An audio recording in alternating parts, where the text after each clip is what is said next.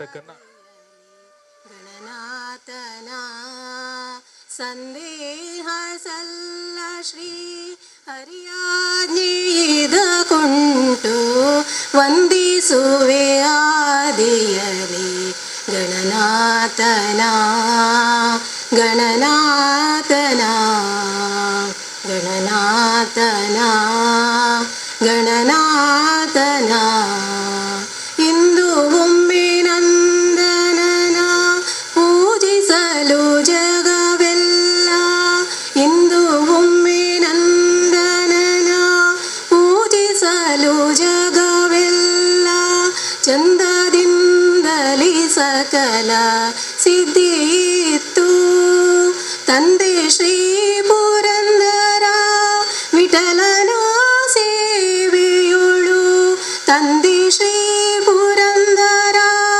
ವಿಠಲನ ಸೇವೆಯುಳು ಬಂದ ವಿಘ್ನವ ಕಳೆದಾನಂದವ ಕೊಡುವ ವಂದಿಸುವೆ ಆದಿಯಲಿ ಗಣನಾಥನ ಗಣನಾಥನ ಗಣನಾಥನ ಗಣನಾಥನ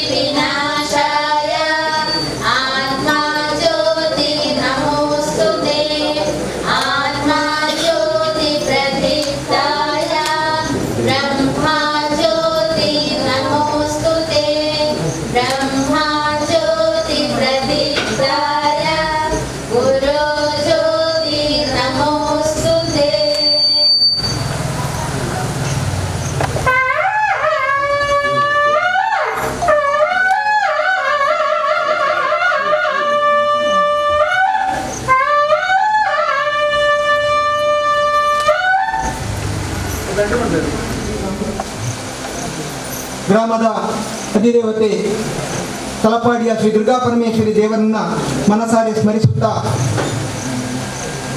19ನೇ ವರ್ಷದ ನವದಂಪತಿ ಸಮಾವೇಶಕ್ಕೆ ಆಗಮಿಸಿ ನಮಗೆಲ್ಲರಿಗೆ ಮಾರ್ಗದರ್ಶನ ಮಾಡಲಿಕ್ಕೆ ಬಂದಿರುವವರು ಹಿರಿಯರು ಹಾಗೂ ರಾಷ್ಟ್ರೀಯ ಸ್ವಯಂ ಸೇವಕ ಸಂಘದ ಜ್ಯೇಷ್ಠ ಪ್ರಚಾರಕರು, ಜೀವನ ಪೂರ್ತಿ ಸಂಘಕ್ಕಾಗಿ ಬದುಕಿ ನಮಗೆಲ್ಲ ಮಾರ್ಗದರ್ಶಕರಾಗಿರತಕ್ಕಂಥ ಹಿರಿಯರಾದಂಥ ರಾಮಣ್ಣ ಇವರನ್ನು ಗೌರವಪೂರ್ವಕವಾಗಿ ಈ ಕಾರ್ಯಕ್ರಮಕ್ಕೆ ನಾನು ನಮ್ಮೆಲ್ಲರ ಪರವಾಗಿ ಸ್ವಾಗತ ಮಾಡುತ್ತಿದ್ದೇನೆ. ಡಾಕ್ಟರ್ ಕಮಲಾ ಪ್ರಭಾಕರ್ ಭಟ್ ಕಲ್ಲಡ್ಕ, ಹೊಯ್ಸಳ ಪ್ರಾಂತ ರಾಷ್ಟ್ರ ಸೇವಿಕಾ ಸಮಿತಿಯ ಕಾರ್ಯಕಾರಿಣಿ ಸದಸ್ಯರಾಗಿ ನಮಗೆಲ್ಲ ಮಾರ್ಗದರ್ಶನ ಮಾಡುತ್ತಿರುವಂಥ ಹಿರಿಯರನ್ನು ಈ ಸಂದರ್ಭದಲ್ಲಿ ನಮ್ಮೆಲ್ಲರ ಪರವಾಗಿ ಆತ್ಮೀಯವಾಗಿ ಸ್ವಾಗತ ಮಾಡುತ್ತಿದ್ದೇನೆ. ಹಾಗೆಯೇ ವೇದಿಕೆಯಲ್ಲಿ ಇನ್ನೊಬ್ಬರು ಗಂಗಾ ಮಾತಾಜಿ, ಹಿಂದೂ ಸೇವಾ ಪ್ರತಿಷ್ಠಾನದ ಶಿಶು ಶಿಕ್ಷಣ ವಿಭಾಗದಲ್ಲಿ ದಕ್ಷಿಣ ಪ್ರಾಂತದ ಸಂಯೋಜಕರಾಗಿ ನಮಗೆಲ್ಲ ಮಾರ್ಗದರ್ಶನ ಮಾಡುವವರು ಹಾಗೂ ಶ್ರೀರಾಮ ಪೂರ್ವ ಗುರುಕುಲದ ಮುಖ್ಯಸ್ಥರಾಗಿ ಆಗಿರುವಂಥ ಗಂಗಾ ಮಾತಾಜಿಯನ್ನು ನಮ್ಮೆಲ್ಲರ ಪರವಾಗಿ ಈ ಕಾರ್ಯಕ್ರಮಕ್ಕೆ ತುಂಬ ಹೃದಯದಿಂದ ಸ್ವಾಗತವನ್ನು ಮಾಡುತ್ತಿದ್ದೇನೆ. ಹಾಗೆಯೇ ಇಂದಿನ ಕಾರ್ಯಕ್ರಮದಲ್ಲಿ ಹಿರಿಯ ದಂಪತಿಗಳಾಗಿ ಆಗಮಿಸಿದವರು ನಾರಾಯಣ್ ಭಟ್ ತೆಲಂಗಾಣ ಹಾಗೂ ಅವರ ಧರ್ಮಪತ್ನಿ ಶ್ರೀಮತಿ ಪ್ರಭಾವತಿ. ನಾರಾಯಣ್ ಭಟ್ರು ವೃತ್ತಿಯಲ್ಲಿ ಕೇರಳದ ಸರ್ಕಾರದಲ್ಲಿ ವಿದ್ಯಾಧಿಕಾರಿಯಾಗಿ ಅನೇಕ ವರ್ಷಗಳಿಂದ ಸೇವೆಯನ್ನು ಸಲ್ಲಿಸಿ ಈಗ ನಿವೃತ್ತರಾದ ಬಳಿಕ ತನ್ನ ಎಲ್ಲ ದಂಪತಿಗಳು ಎಲ್ಲ ಹೊಣೆಗಾರಿಕೆಯನ್ನು ಮಕ್ಕಳಿಗೆ ಬಿಟ್ಟುಕೊಟ್ಟು ಇಲ್ಲಿ ಸಮೀಪದ ವರ್ಕಾಡಿ ನೀರೊಳಿಕೆ ಎಂಬಲ್ಲಿ ಒಂದು ಹೆಣ್ಣು ಮಕ್ಕಳ ಒಂದು ಶ್ರೀಮಾತಾ ಸೇವಾಶ್ರಮವನ್ನು 3 ವರ್ಷಕ್ಕೆ ಮೊದಲು ಪ್ರಾರಂಭಗೊಂಡಿರುತ್ತಾರೆ. ಹಾಗೆ ಅವರೀಗ ಪೂರ್ತಿ ಆ ಆಶ್ರಮದಲ್ಲಿ ಇದ್ದು ಆ ಮಕ್ಕಳ ಯೋಗಕ್ಷೇಮವನ್ನು ನೋಡಿಕೊಳ್ಳುತ್ತಿದ್ದಾರೆ. ಇಡೀ ಮನೆಯ ಯಾವುದೇ ಹೊಣೆಗಾರಿಕೆಯನ್ನು ಪೂರ್ತಿ ಮಕ್ಕಳಿಗೆ ಬಿಟ್ಟು ಅವರಿಗೆ ಬರುವಂಥ ಯಾವುದು ಸರ್ಕಾರದ ಹಣ ಬರ್ತದೆಯೋ ಅದನ್ನೆಲ್ಲವನ್ನು ಮಕ್ಕಳಿಗೆ ಕೊಡದೆ ಕೇವಲ ಆ ಬಡ ಮಕ್ಕಳಿಗಾಗಿ ಆಶ್ರಮದಲ್ಲಿ ಜೀವನವನ್ನು ಸಾಗಿಸ್ತಿರುವುದು ಈ ಇಂದಿನ ಕಾರ್ಯಕ್ರಮಕ್ಕೆ ಒಂದು ಆದರ್ಶ ದಂಪತಿ, ಒಂದು ಹಿರಿಯ ದಂಪತಿಗಳಾಗಿ ಪಾಲ್ಗೊಳ್ಳುವುದಕ್ಕೆ ಅರ್ಹರಾಗಿದ್ದಾರೆ. ಅಂತಹ ಹಿರಿಯ ದಂಪತಿಗಳನ್ನು ನಾನು ಈ ಕಾರ್ಯಕ್ರಮದಲ್ಲಿ ಆತ್ಮೀಯವಾಗಿ ಸ್ವಾಗತಿಸುತ್ತಿದ್ದೇನೆ. ಹಾಗೆ ಅವರ ಧರ್ಮಪತ್ನಿ ಶ್ರೀಮತಿ ಪ್ರಭಾವತಿ ಅವರು ಕೂಡ ಹೈಸ್ಕೂಲ್ ಶಿಕ್ಷಕಿಯಾಗಿ ಕೇರಳದಲ್ಲಿ ಸೇವೆ ಸಲ್ಲಿಸಿರುತ್ತಾರೆ. ಮಾತ್ರವಲ್ಲದೆ ರಾಷ್ಟ್ರ ಸೇವಿಕಾ ಸಮಿತಿಯ ಒಬ್ಬ ಕಾರ್ಯಕರ್ತರಾಗಿ, ಒಬ್ಬ ರಾಷ್ಟ್ರೀಯ ಸ್ವಯಂ ಸೇವಕ ಸಂಘದ ಎಲ್ಲ ಕಾರ್ಯಕರ್ತರಿಗೆ ಮಾತೆಯಾಗಿ ಯಾವುದೇ ಹೊತ್ತಲ್ಲಿ ಅವರ ಮನೆಗೆ ಸಂಪರ್ಕ ಮಾಡಿದರೆ ಅವರು ಖಾಲಿ ಹೊಟ್ಟೆಯಲ್ಲಿ ಬಿಟ್ಟ ಕಳಿಸಿದವರಲ್ಲ, ಬಂದವರಿಗೆ ಅತಿಥಿ ಸತ್ಕಾರವನ್ನು ಮಾಡಿ ತುಂಬ ಹೃದಯದಿಂದ ಪ್ರೀತಿಯಿಂದ ಮಾತಾಡಿ ಉರುದಿಂಬಿಸುವಂತಹ ಒಂದು ಮಾತೆಯಾಗಿ ನಮಗೆಲ್ಲ ಮಾರ್ಗದರ್ಶನ ಮಾಡ್ತಿದ್ದಾರೆ. ಅಂತಹ ಶ್ರೀಮತಿ ಪ್ರಭಾವತಿ ಅಕ್ಕನನ್ನು ಈ ಸಂದರ್ಭದಲ್ಲಿ ನಮ್ಮೆಲ್ಲರ ಪರವಾಗಿ ಆತ್ಮೀಯವಾಗಿ ನಾನು ಸ್ವಾಗತ ಮಾಡುತ್ತಿದ್ದೇನೆ. ಹಾಗೆಯೇ ನಮ್ಮ ವೇದಿಕೆಯಲ್ಲಿ ನಮ್ಮ ಸಮಿತಿಯ ಅಧ್ಯಕ್ಷರಾದಂಥ ಶಿವರಾಮ್ ಶೆಟ್ಟರ್ ಇದ್ದಾರೆ. ಅವರನ್ನು ಕೂಡ ಈ ಸಂದರ್ಭದಲ್ಲಿ ನಾನು ಸ್ವಾಗತ ಮಾಡುತ್ತಿದ್ದೇನೆ. ಬಂದಂಥ ಅತಿಥಿಗಳಿಗೆ ಮಾತೃಮಂಡಲಿಯ ಸದಸ್ಯರು ಎಲ್ಲರೂ ಹೂಗೊಟ್ಟು ಸ್ವಾಗತಿಸಬೇಕಾಗಿ ನಾನು ವಿನಂತಿ ಮಾಡುತ್ತಿದ್ದೇನೆ. ಇಂದಿನ ಕಾರ್ಯಕ್ರಮದ ಕೇಂದ್ರ ಬಿಂದು ನವದಂಪತಿಗಳು. ಇದೇನೋ ಸಾರ್ವಜನಿಕ ಕಾರ್ಯಕ್ರಮ ಅಲ್ಲ, ಇದು ನವದಂಪತಿಗಳಿಗೋಸ್ಕರ ಕಾರ್ಯಕ್ರಮ. ಇಲ್ಲಿ ಎಷ್ಟು ನವದಂಪತಿಗಳು ಬಂದರೂ ಆಗ ಈ ಕಾರ್ಯಕ್ರಮಕ್ಕೆ ಸಾರ್ಥಕತೆ ಬರ್ತದೆ.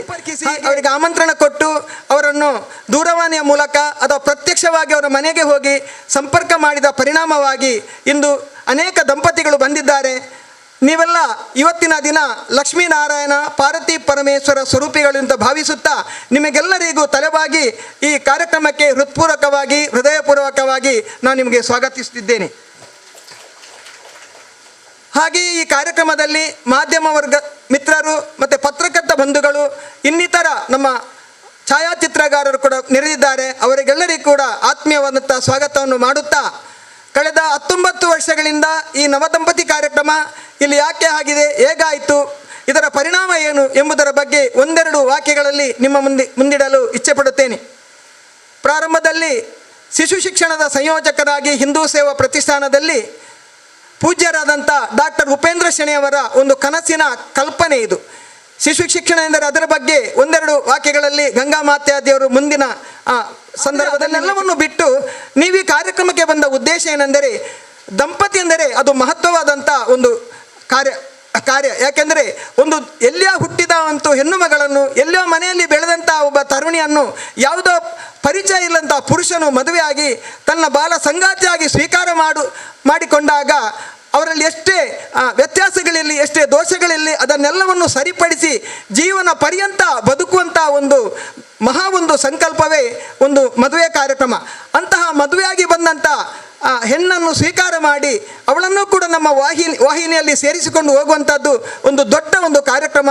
ಆದರೆ ಇಂತಹ ಸಂದರ್ಭದಲ್ಲಿ ಆ ದಂಪತಿಗಳಿಗೆ ಯೋಗ್ಯ ಶಿಕ್ಷಣ ಸಿಕ್ಕಿದಾಗ ಮತ್ತಷ್ಟು ಈ ಸಮಾಜದಲ್ಲಿ ಜವಾಬ್ದಾರಿಯುತವಾಗಿ ನಡೆಯಲು ಒಂದು ಸಾಧ್ಯವಾಗಬಹುದು ಅಂತ ನೆಲೆಯಲ್ಲಿ ನಮ್ಮ ಸಂಘದ ಹಿರಿಯರು ಇದನ್ನು ಶುರು ಮಾಡಿದರು. ಆ ಕಾರಣದಿಂದ ಕಳೆದ 19 ವರ್ಷಗಳಿಂದ ನಮ್ಮ ಸಮೀಪದ ನಮಗೆ ಎಲ್ಲ ರೀತಿಯಿಂದ ಪ್ರೇರಣಾದಾಯಕವಾದಂಥ ಕಲ್ಲಡ್ಕ ಶ್ರೀರಾಮ ವಿದ್ಯಾಕೇಂದ್ರದ ಒಂದು ಪ್ರೇರಣೆಯಿಂದ ನಾವು ಕೂಡ ಇಲ್ಲಿ ದಂಪತಿ ಕಾರ್ಯಕ್ರಮ ಮಾಡುವುದಕ್ಕೆ ಪ್ರಾರಂಭ ಮಾಡಿದೆವು.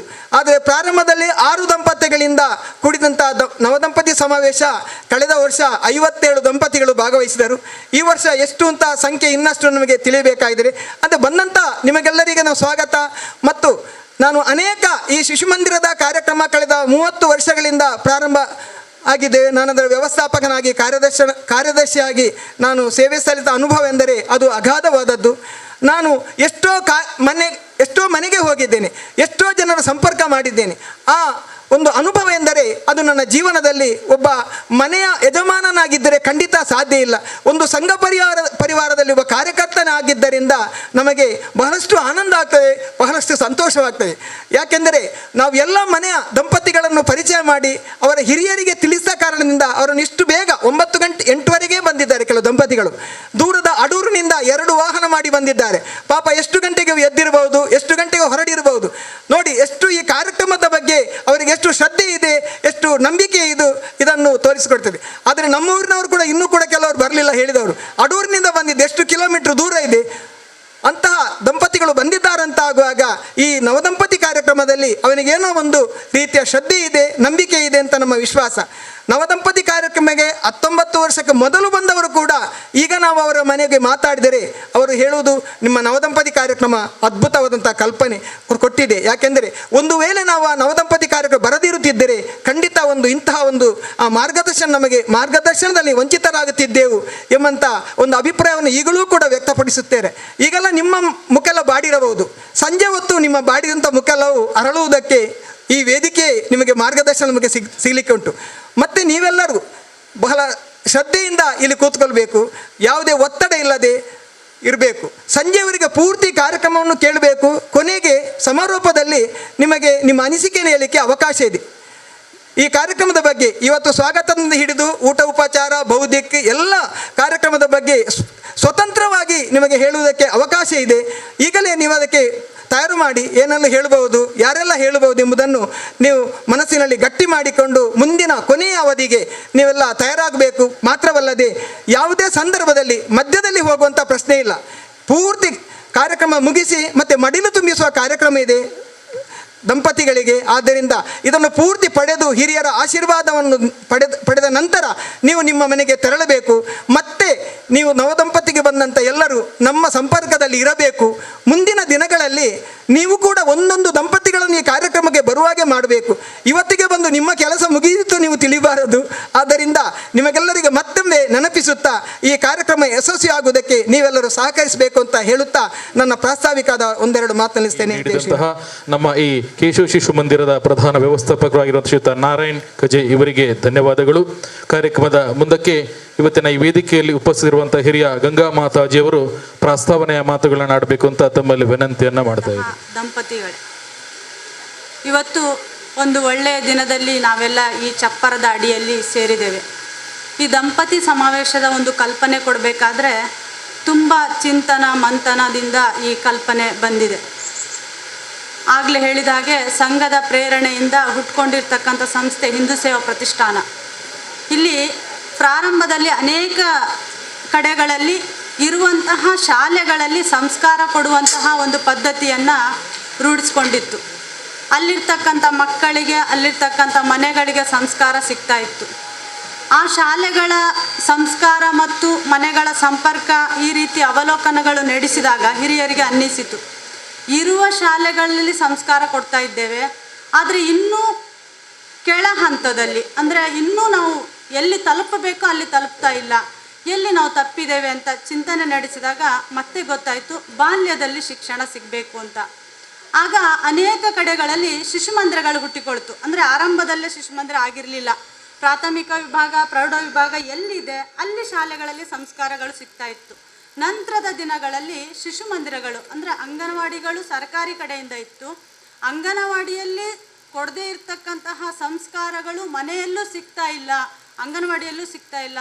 ಅಂಥ ಬಾಲ್ಯ ಶಿಕ್ಷಣಕ್ಕೆ ನಾವು ಒಂದು ಒಳ್ಳೆ ಶಿಕ್ಷಣ ಕೊಡಬೇಕು, ಅದು ಶಿಶು ಶಿಕ್ಷಣ ಆಗಬೇಕು ಅಂತ ಹೇಳಿ ಶಿಶು ಮಂದಿರಗಳು ಹುಟ್ಟಿಕೊಳ್ತು. ಬೇರೆ ಬೇರೆ ಕಡೆಗಳಲ್ಲಿ ಶಿಶು ಮಂದಿರಗಳು ನಡೀತಾ ಇರುವಾಗ ಆ ಮಕ್ಕಳಲ್ಲಿ ಆಗ್ತಕ್ಕಂಥ ಬದಲಾವಣೆಗಳು, ಕುಟುಂಬಗಳ ಸಂಪರ್ಕ, ಜನರ ಸಂಪರ್ಕದ ಆಧಾರದ ಮೇಲೆ ಮತ್ತೆ ಹಿರಿಯರಿಗೆ, ಸಂಘದ ಹಿರಿಯರಿಗೆ ಮತ್ತೆ ಒಂದು ಚಿಂತನೆ ಶುರುವಾಯಿತು. ಇದು ಇಲ್ಲಿ ಸಂಸ್ಕಾರ ಮತ್ತು ಸಂಸ್ಕೃತಿ ಇದರ ಆಧಾರದ ಮೇಲೆ ಮಕ್ಕಳನ್ನು ಬೆಳೆಸಿದರೆ ಸಾಲದು, ಇನ್ನೂ ಅದಕ್ಕಿಂತ ಕೆಳಭಾಗಕ್ಕೆ ಹೋಗಬೇಕು, ಆಗ ಅದಿನ್ನೂ ಗಟ್ಟಿ ಆಗ್ತದೆ ಅಂತ ಮನೆಗಳ ಸಂಪರ್ಕದಲ್ಲಿ ಗೊತ್ತಾಯಿತು ನಮ್ಮ ಕುಟುಂಬಗಳು ಎಲ್ಲೋ ಒಂದು ಕಡೆ ತಪ್ಪಿದೆ ಅಂತ. ಅಂದರೆ ಕುಟುಂಬಗಳು ಚಿಕ್ಕದಾಗ್ತಾ ಇದೆ, ಅಲ್ಲಿ ಮಕ್ಕಳಿಗೆ ಸಿಗಬೇಕಾದ ಶಿಕ್ಷಣದ ಬಗ್ಗೆ ಪೂರ್ತಿ ಸಿಗ್ತಾ ಇಲ್ಲ ಅಂತ ಗೊತ್ತಾಯಿತು. ಗೊತ್ತಾದಾಗ ಡಾಕ್ಟರ್ ಉಪೇಂದ್ರ ಶೆಣೆಯವರ ತಂಡದಲ್ಲಿ 10 ಜನರ ಒಂದು ಶಿಕ್ಷಣ ತಜ್ಞರ ತಂಡ ಇತ್ತು. ಆಗ ಅವರು ಹಿರಿಯ ಶಿಕ್ಷಕಿಯರನ್ನೆಲ್ಲ ಕೂತ್ಕೊಳಿಸಿ ಒಂದಷ್ಟು ವಿಷಯಗಳನ್ನು ಇಟ್ಟರು. ಈ ಮಕ್ಕಳ ಪೀಳಿಗೆ ಚೆನ್ನಾಗಿ ಶಿಶು ಮಂದಿರಕ್ಕೆ ಸಿಗಬೇಕು ಅಂತಾದರೆ ನಾವು ಎಲ್ಲಿ ಶಿಕ್ಷಣ ಕೊಡಬೇಕು ಅಂತ. ಆಗ ಅಲ್ಲಿರ್ತಕ್ಕಂಥ ಹಿರಿಯರ ಎಲ್ಲರ ಮನಸ್ಸಿನಲ್ಲಿ ಬಂದದ್ದು, ಅದು ಮಗು ಹುಟ್ಟುವ ಮೊದಲೇ ಶಿಕ್ಷಣ ಸಿಗಬೇಕು. ಅದು ಯಾರಿಗೆ ಸಿಗಬೇಕು ಅಂತ ಕೇಳಿದರೆ ದಂಪತಿಗಳಿಗೆ ಸಿಗಬೇಕು ಅನ್ನೋ ಒಂದು ಚಿಂತನೆ ಶುರುವಾಯಿತು. ಆ ಚಿಂತನೆಯ ಆಧಾರದಲ್ಲಿ ದಂಪತಿಯ ಒಂದು ಸಮಾವೇಶ ಮಾಡಬೇಕು. ಆ ದಂಪತಿ ಸಮಾವೇಶ ಎಷ್ಟು ವರ್ಷದಲ್ಲಿ ಮಾಡಬೇಕು ಅಂತ ಪುನಃ ಚಿಂತನೆಗೆ ಬಂತು. ಯಾರು ಮದುವೆಯಾಗಿ ಹೊಸತಾಗಿ ಅದೇ ವರ್ಷದ ದಂಪತಿಗಳಿರ್ತಾರೆ, ಆ ದಂಪತಿಗಳಿಗೆ ಈ ಶಿಕ್ಷಣ ಸಿಗಬೇಕು. ಶಿಕ್ಷಣ ಸಿಗಬೇಕಾದಾಗ ಆ ಇಡೀ ಕಾರ್ಯಕ್ರಮದ ರೂಪರೇಷೆ ಹೇಗಿರಬೇಕು, ಅವರ ಮನಸ್ಸಿನಲ್ಲಿ ಬರ್ತಕ್ಕಂಥ ಚಿಂತನೆಗಳಿಗೆ ಏನೇನು ಅವರು ಆ ಚಿಂತನೆ ಭದ್ರಗೊಳಿಸ್ಕೊಳ್ಬೇಕು, ತಮ್ಮ ವಂಶಾಭಿವೃದ್ಧಿ ಹೇಗಾಗಬೇಕು, ಅಲ್ಲಿ ಬರ್ತಕ್ಕಂಥ ಮಕ್ಕಳಿಗೆ ಯಾವ ರೀತಿ ಶಿಕ್ಷಣ ಕೊಡಬೇಕು, ಅವರ ಇಬ್ಬರ ದಾಂಪತ್ಯ ಜೀವನ ಹೇಗಿರಬೇಕು, ಕುಟುಂಬವನ್ನು ಹೇಗಿಟ್ಕೊಳ್ಬೇಕು, ಈ ರೀತಿ ಇರ್ತಕ್ಕಂತಹ ಒಂದು ಇಡೀ ಕಾರ್ಯಕ್ರಮದ ರೂಪರೇಷೆಯ ಆಧಾರದ ಮೇಲೆ ಹಿಂದೂ ಸೇವಾ ಪ್ರತಿಷ್ಠಾನದಲ್ಲಿ ಡಾಕ್ಟರ್ ಉಪೇಂದ್ರ ಶೆಣೆಯವರು ಕಳೆದ 19 ವರ್ಷಗಳ ಹಿಂದೆ 4 ಕಡೆಗಳಲ್ಲಿ ದಂಪತಿ ಸಮಾವೇಶಗಳನ್ನು ಶುರು ಮಾಡಿದರು. 1 ವರ್ಷದ ದಂಪತಿ ಸಮಾವೇಶ ಮುಗಿದ ಕೂಡಲೇ ಅದರ ಪರಿಣಾಮ ಏನು ಅಂತ ತಿಳ್ಕೊಳ್ಳಿಕ್ಕೆ ಪ್ರಯತ್ನ ಮಾಡಿದೆವು. ಆಗ ಆ ಪರಿಣಾಮ ಅಲ್ಲಿ ಬಂದಂಥ ದಂಪತಿಗಳು ಅವರಿಗೆ ಪತ್ರದ ಮುಖಾಂತರ ತಿಳಿಸ್ಲಿಕ್ಕೆ ಶುರು ಮಾಡಿದರು. ಏನು ನಮಗೆ ಒಳ್ಳೆ ಅಂಶಗಳು ಸಿಕ್ಕಿದೆ, ಮನೆಯಲ್ಲಿ ತಾಯಿ ಹೇಳ್ಕೊಡದೇ ಇರ್ತಕ್ಕಂತಹ ಸಂಗತಿಗಳು ನಮಗೆ ಈ ದಂಪತಿ ಸಮಾವೇಶದಲ್ಲಿ ಸಿಕ್ಕಿದೆ, ತಂದೆ ತನ್ನ ಪಾತ್ರದಲ್ಲಿ ಹೇಳ್ಕೊಡ್ಬೇಕಾದಂಥ ಮಗನಿಗಿರ್ತಕ್ಕಂಥ ವಿಷಯಗಳು ದಂಪತಿ ಸಮಾವೇಶದಲ್ಲಿ ಸಿಕ್ಕಿದೆ, ಇದು ಮನೆಗಳಲ್ಲಿ ಸಿಗ್ತಾ ಇಲ್ಲ, ಇದು ಹೀಗೆ ಮುಂದುವರಿಬೇಕು, ಇನ್ನೂ ಹೆಚ್ಚೆಚ್ಚಾಗಿ ತಿಳ್ಕೊಳ್ಳಿಕ್ಕೆ ನಮ್ಗೆ ಅನುಕೂಲ ಆಗ್ತದೆ ಅನ್ನೋ ಆ ಪತ್ರಗಳೆಲ್ಲ ಬರಲಿಕ್ಕೆ ಶುರುವಾಯಿತು. ಆಗ ಎಲ್ಲೆಲ್ಲಿ ಶಿಶುಮಂದಿರಗಳಿದೆ ಅಲ್ಲಲ್ಲಿ ಇದರ ದಂಪತಿ ಸಮಾವೇಶ ಒಂದು ಪ್ರೇರಣೆ ಕೊಡಲಿಕ್ಕೆ ಶುರು ಮಾಡಿದರು. ಹಾಗಾಗಿ ಇಲ್ಲಿ ಬೇರೆ ಬೇರೆ ಕಡೆಗಳಲ್ಲಿ ಈಗ ದಂಪತಿ ಸಮಾವೇಶ ನಡೀತಾ ಇದೆ. ಶಿಶು ಶಿಕ್ಷಣಕ್ಕೆ ಬರ್ತಕ್ಕಂಥ ಮಕ್ಕಳು ಈಗಾಗಲೇ ನಮಗೆ ಸಿಗ್ತಾ ಇದ್ದಾರೆ. ಸಿಗ್ತಾ ಇರುವಂಥ ಮಕ್ಕಳಲ್ಲಿ ಈ ಪರಿಣಾಮ ಕಂಡು ಬರಲಿಕ್ಕೆ ಶುರುವಾಗಿದೆ. ಆ ಮಕ್ಕಳಲ್ಲಿ ಇರ್ತಕ್ಕಂಥ ಚಿಂತನೆ ಇರ್ಬೋದು, ಅವರ ಒಂದು ಭಾವನಾತ್ಮಕ ವಿಕಾಸ ಇರ್ಬೋದು, ತಂದೆ ತಾಯಿಗಳ ಅಭಿಪ್ರಾಯ ಮತ್ತು ಅಭಿರುಚಿಯ ತಕ್ಕಂತೆ ಮಕ್ಕಳ ಬೆಳವಣಿಗೆ ಇರ್ಬೋದು, ಅವರು ಭಾಷಾ ವಿಕಾಸದಲ್ಲಿ ಶಾಲೆಗಳನ್ನು ಆಯ್ಕೆ ಮಾಡೋದಿರ್ಬೋದು. ಈ ರೀತಿ ಈಗ ಇತ್ತೀಚಿನ ದಿನಗಳಲ್ಲಿ ಇದು ದಂಪತಿಗಳಲ್ಲಿ ಚೆನ್ನಾಗಿ ಕಂಡು ಬರ್ತಾ ಇದೆ, ಮಕ್ಕಳಲ್ಲೂ ಸಹ ಕಂಡು ಬರ್ತಾ ಇದೆ. ಈ ಸಮಾವೇಶದಿಂದ ಅನೇಕ ದಂಪತಿಗಳು ಶಿಶುಮಂದಿರಗಳನ್ನೇ ಹುಡುಕಿಕೊಂಡು ಹೋಗ್ತಾ ಇದ್ದಾರೆ. ಎಲ್ಲಿ ನಮಗೆ ಹತ್ತಿರದ ಶಿಶುಮಂದಿರ ಇದೆ ಅಲ್ಲಿಗೆ ನನ್ನ ಮಗುವನ್ನು ಸೇರಿಸ್ಬೇಕು, ಕನಿಷ್ಠ 6 ವರ್ಷದವರೆಗೆ ನನ್ನ ಮಗು ಆ ಶಿಶುಮಂದಿರದಲ್ಲಿ ಬೆಳಿಬೇಕು. ನಂತರದ ಸಂದರ್ಭದಲ್ಲಿ ಭಾಷಾ ವಿಕಾಸದಲ್ಲೇ ಅಂದರೆ ಕನ್ನಡ ಮಾಧ್ಯಮದಲ್ಲೇ ಶಿಕ್ಷಣ ಬೇಕು ಅಂತ ಹೇಳಿ ಅನೇಕ ದಂಪತಿಗಳು ಶಾಲೆಗಳನ್ನು ಹುಡುಕಿಕೊಂಡು ಅವರ ಸಂಸ್ಕಾರದ ಆಧಾರದ ಮೇಲೆ ಮಕ್ಕಳನ್ನು ಬೆಳೆಸ್ಕೊಳ್ಳುವಂತಹ ಒಂದು ಪ್ರೇರಣೆಯನ್ನು ಪಡ್ಕೊಳ್ತಾ ಇದ್ದಾರೆ. ಅಂಥ ಸಮಾವೇಶದಲ್ಲಿ ನಾವೆಲ್ಲರೂ ಇದ್ದೇವೆ. ಈ ಸಮಾವೇಶ ಪ್ರತಿ ವರ್ಷದಿಂದ ವರ್ಷಕ್ಕೆ ಅದು ಎಲ್ರಿಗೂ ಉಪಯೋಗ ಆಗ್ತಾ ಇದೆ. ಇನ್ನು ಹಿರಿಯರು ಮಾರ್ಗದರ್ಶನ ಮಾಡಲಿಕ್ಕಿದ್ದಾರೆ. ಈ ದಂಪತಿ ಸಮಾವೇಶ ಹೇಗೆ ಹುಟ್ಕೊಳ್ತು ಅನ್ನೋ ಒಂದು ಕಲ್ಪನೆಯನ್ನು ಮುಕ್ತಾಯ ಪರಿಚಯ ಮಾಡಿಸ್ಕೊಳ್ಳುವಂಥ ಸುಸಂದರ್ಭ. ಮೊದಲನೇ ಸಾಲಿನಿಂದ ಇಲ್ಲಿ ಮೈಕ್ ಇದೆ. ನೀವು ಒಬ್ಬೊಬ್ಬರೇ ದಂಪತಿಗಳು ಜೊತೆಯಾಗಿ ಬಂದುಕೊಂಡು ಗಂಡ ಹೆಂಡತಿಯ ಪರಿಚಯ ಹಾಗೆ ಹೆಂಡತಿ ಗಂಡನ ಪರಿಚಯವನ್ನ ನಿಮ್ಮ ನಿಮ್ಮ ಶೈಲಿಯಲ್ಲಿ ಮಾಡಿಕೊಳ್ಬೇಕು. ನೋಡುವ ಯಾರು ಬಹಳ ಅತ್ಯುತ್ತಮವಾಗಿ ನಿಮ್ಮನ್ನ ಪರಿಚಯ ಮಾಡಿಸ್ಕೊಳ್ತೀರಿ ಅಂತ. ನನ್ನ ಧರ್ಮಪತ್ನಿ ಹೆಸರು ಪವಿತ್ರ, ತಂದೆ ಹೆಸರು ನಾರಾಯಣ ಸಪಲ್ಯ, ತಾಯಿ ರೇವತಿ. ಇವರು ಬಂಟ್ವಾಳ ತಾಲೂಕು ಧನುಪೂಜೆ ಅವರು. ಇವರು ಹೌಸ್ ವೈಫ್ ಆಗಿದ್ದಾರೆ. ವಿದ್ಯಾರ್ಹತೆ SSLC. ನನ್ನ ಗಂಡನ ಹೆಸರು ಪ್ರವೀಣ, ಅವರ ತಂದೆ ಹೆಸರು ನಾರಾಯಣ್ ಸೋಮಯ್ಯ ಸಪಲ್ಯ, ತಾಯಿ ಹೇಮಾವತಿ. ಇವರು ಮೆಸ್ಕಾಂನಲ್ಲಿ ವರ್ಕ್ ಮಾಡ್ತಿದ್ದಾರೆ. ಇವರ ವಿದ್ಯಾರ್ಥತೆ ITA.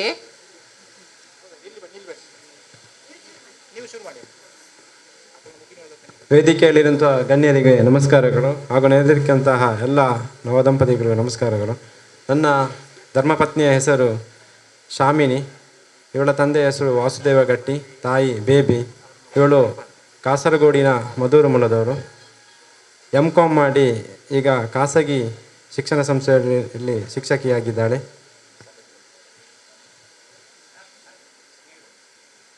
ನನ್ನ ಗಂಡನ ಹೆಸರು ಲೋಹಿತ ಅಂತ. ಅವರು MA ಕಂಪ್ಲೀಟ್ ಮಾಡಿ ಈಗ ಅಲ್ಬಿಶ್ವರ್ ಕಾಲೇಜಲ್ಲಿ ಲೆಕ್ಚರರ್ ಕೆಲಸ ಮಾಡ್ತಿದ್ದಾರೆ. ಹಾಗೂ ನನ್ನ ಮಾವನ ಹೆಸರು ವಾಸು ಅಂತ, ಅತ್ತೆ ಹೆಸರು ಜಾನಕಿ ಅಂತ. ನಮ್ಮೂರು ಕೈರಂಗಲ, ಗಂಡನ ಊರು ದೇವಿನಗರ ಕೈರಂಗಲ. ಎಲ್ಲರಿಗೂ ನಮಸ್ಕಾರ. ನನ್ನ ಧರ್ಮಪತಿಯ ಹೆಸರು ವಿಶಾಲಾಕ್ಷಿ, ತಂದೆ ನಾರಾಯಣ ಮೂಲ್ಯ, ತಾಯಿ ಲೀಲಾವತಿ. ಹೆಣ್ಮಕಜೆ ಮನೆ ಗೃಹಿಣಿಯಾಗಿದ್ದಾಳೆ. 2nd PUC ವಿದ್ಯಾರ್ಹತೆ. ನನ್ನ ಗಂಡನ ಹೆಸರು ಶಶಿಕಾಂತ್. ತಂದೆ ಹೆಸರು ಕೋಪ ಮೂಲ್ಯ. ತಾಯಿ ಸುಮತಿ, ಶಿಲ್ಪಕಲೆ ವರ್ಕ್ ಮಾಡ್ತಾರೆ.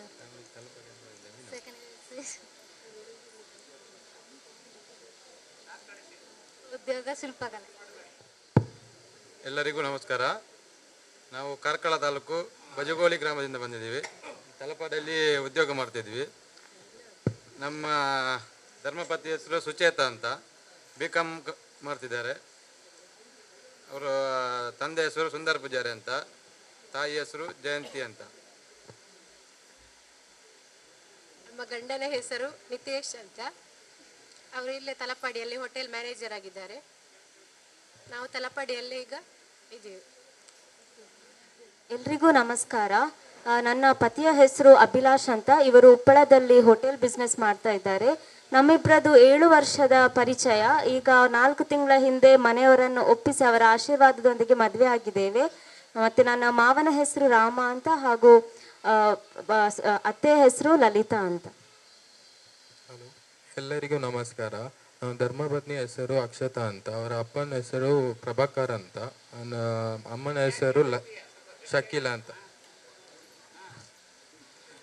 ಮತ್ತು ಇವರು ಸಹ್ಯಾದ್ರಿ ಕಾಲೇಜಲ್ಲಿ ಲೆಕ್ಚರರ್ ಆಗಿದ್ದಾರೆ. ನನ್ನ ಧರ್ಮಪತ್ನಿ ಧನ್ಯಪ್ರಿಯ, ಜಪ್ಪುವಿನವರು. ರವಿಕಾಲ ಮತ್ತು ರವಿಕುಮಾರ್ ಅವರ ಮಗಳು. ಇವರು ಕೋಜೆಂಟ್ ಕಂಪನಿಯಲ್ಲಿ ಟ್ರೈನರ್ ಆಗಿ ಕೆಲಸ ಮಾಡ್ತಾ ಇದ್ದಾರೆ. ನನ್ನ ಗಂಡನ ಹೆಸರು ಚರಣ್ ಅಂತ. ಅವರು ಸ್ವಂತ ಉದ್ಯೋಗ ಮಾಡ್ತಾ ಇದ್ದಾರೆ ಹಾಗೂ ಸಂಘದಲ್ಲಿ ಕಾರ್ಯಕರ್ತರಾಗಿದ್ದಾರೆ. ಹಾಗೂ ನಾವು ಇಬ್ಬರು ಅಳಪೆ ಮಂಗಳೂರಲ್ಲಿ ವಾಸವಾಗಿದ್ದೇವೆ. ಶೋತಮ ಅಂತ. ನಮ್ಮ ಮಾವನ ಹೆಸರು ರಘುರಾಮ ಪೂಜಾರಿ, ಅತ್ತೆ ಹೆಸರು ಕಲ್ಯಾಣಿ ಅಂತ. ನಾವು ನಡುಪದ ಕೋನೋಜೆಯಲ್ಲಿ ವಾಸವಾಗಿದ್ದೇವೆ. ನಮ್ಮ ಗಂಡವರ ವಿದ್ಯಾರ್ಹತೆ 2nd PUC. ಅವರು ಡ್ರೈವರ್ ಆಗಿ ವರ್ಕ್ ಮಾಡ್ತಿದ್ದಾರೆ. ಹರಿ ಓಂ. ನನ್ನ ಧರ್ಮಪತ್ನಿ ಹೆಸರು ಹೇಮಲತಾ ಅಂತ. ಇವರು ಇಂಫೋಸಿಸಲ್ಲಿ ವರ್ಕ್ ಮಾಡ್ತಾ ಇದ್ದಾರೆ. ಇವರು B.Com ಎಜುಕೇಷನ್ ಆಗಿದೆ. ಇವರ ತಂದೆ ಹೆಸರು ರಾಮ ಪೂಜಾರಿ ಅಂತ, ತಾಯಿ ಯಮುನಾ ಅಂತ. ಸಾಲಿತೂರು ಕಟತಿಲ್ಲದಿಂದ. ನನ್ನ ಧರ್ಮಪತ್ನಿ ಹೆಸರು ರಶ್ಮಿ ಅಂತೇಳಿ. ಇವರು ಬಾಸ್ಕೋಸ್ PU ಕಾಲೇಜಲ್ಲಿ ಉದ್ಯೋಗ ಮಾಡುತ್ತಿದ್ದಾರೆ. ಎಲ್ರಿಗೂ ನಮಸ್ಕಾರ. ನನ್ನ ಗಂಡನ ಹೆಸರು ಕಿಶೋರ್ ಅಂತ. ಇವರು ಎಲೆಕ್ಟ್ರಿಷಿಯನ್ ಆಗಿ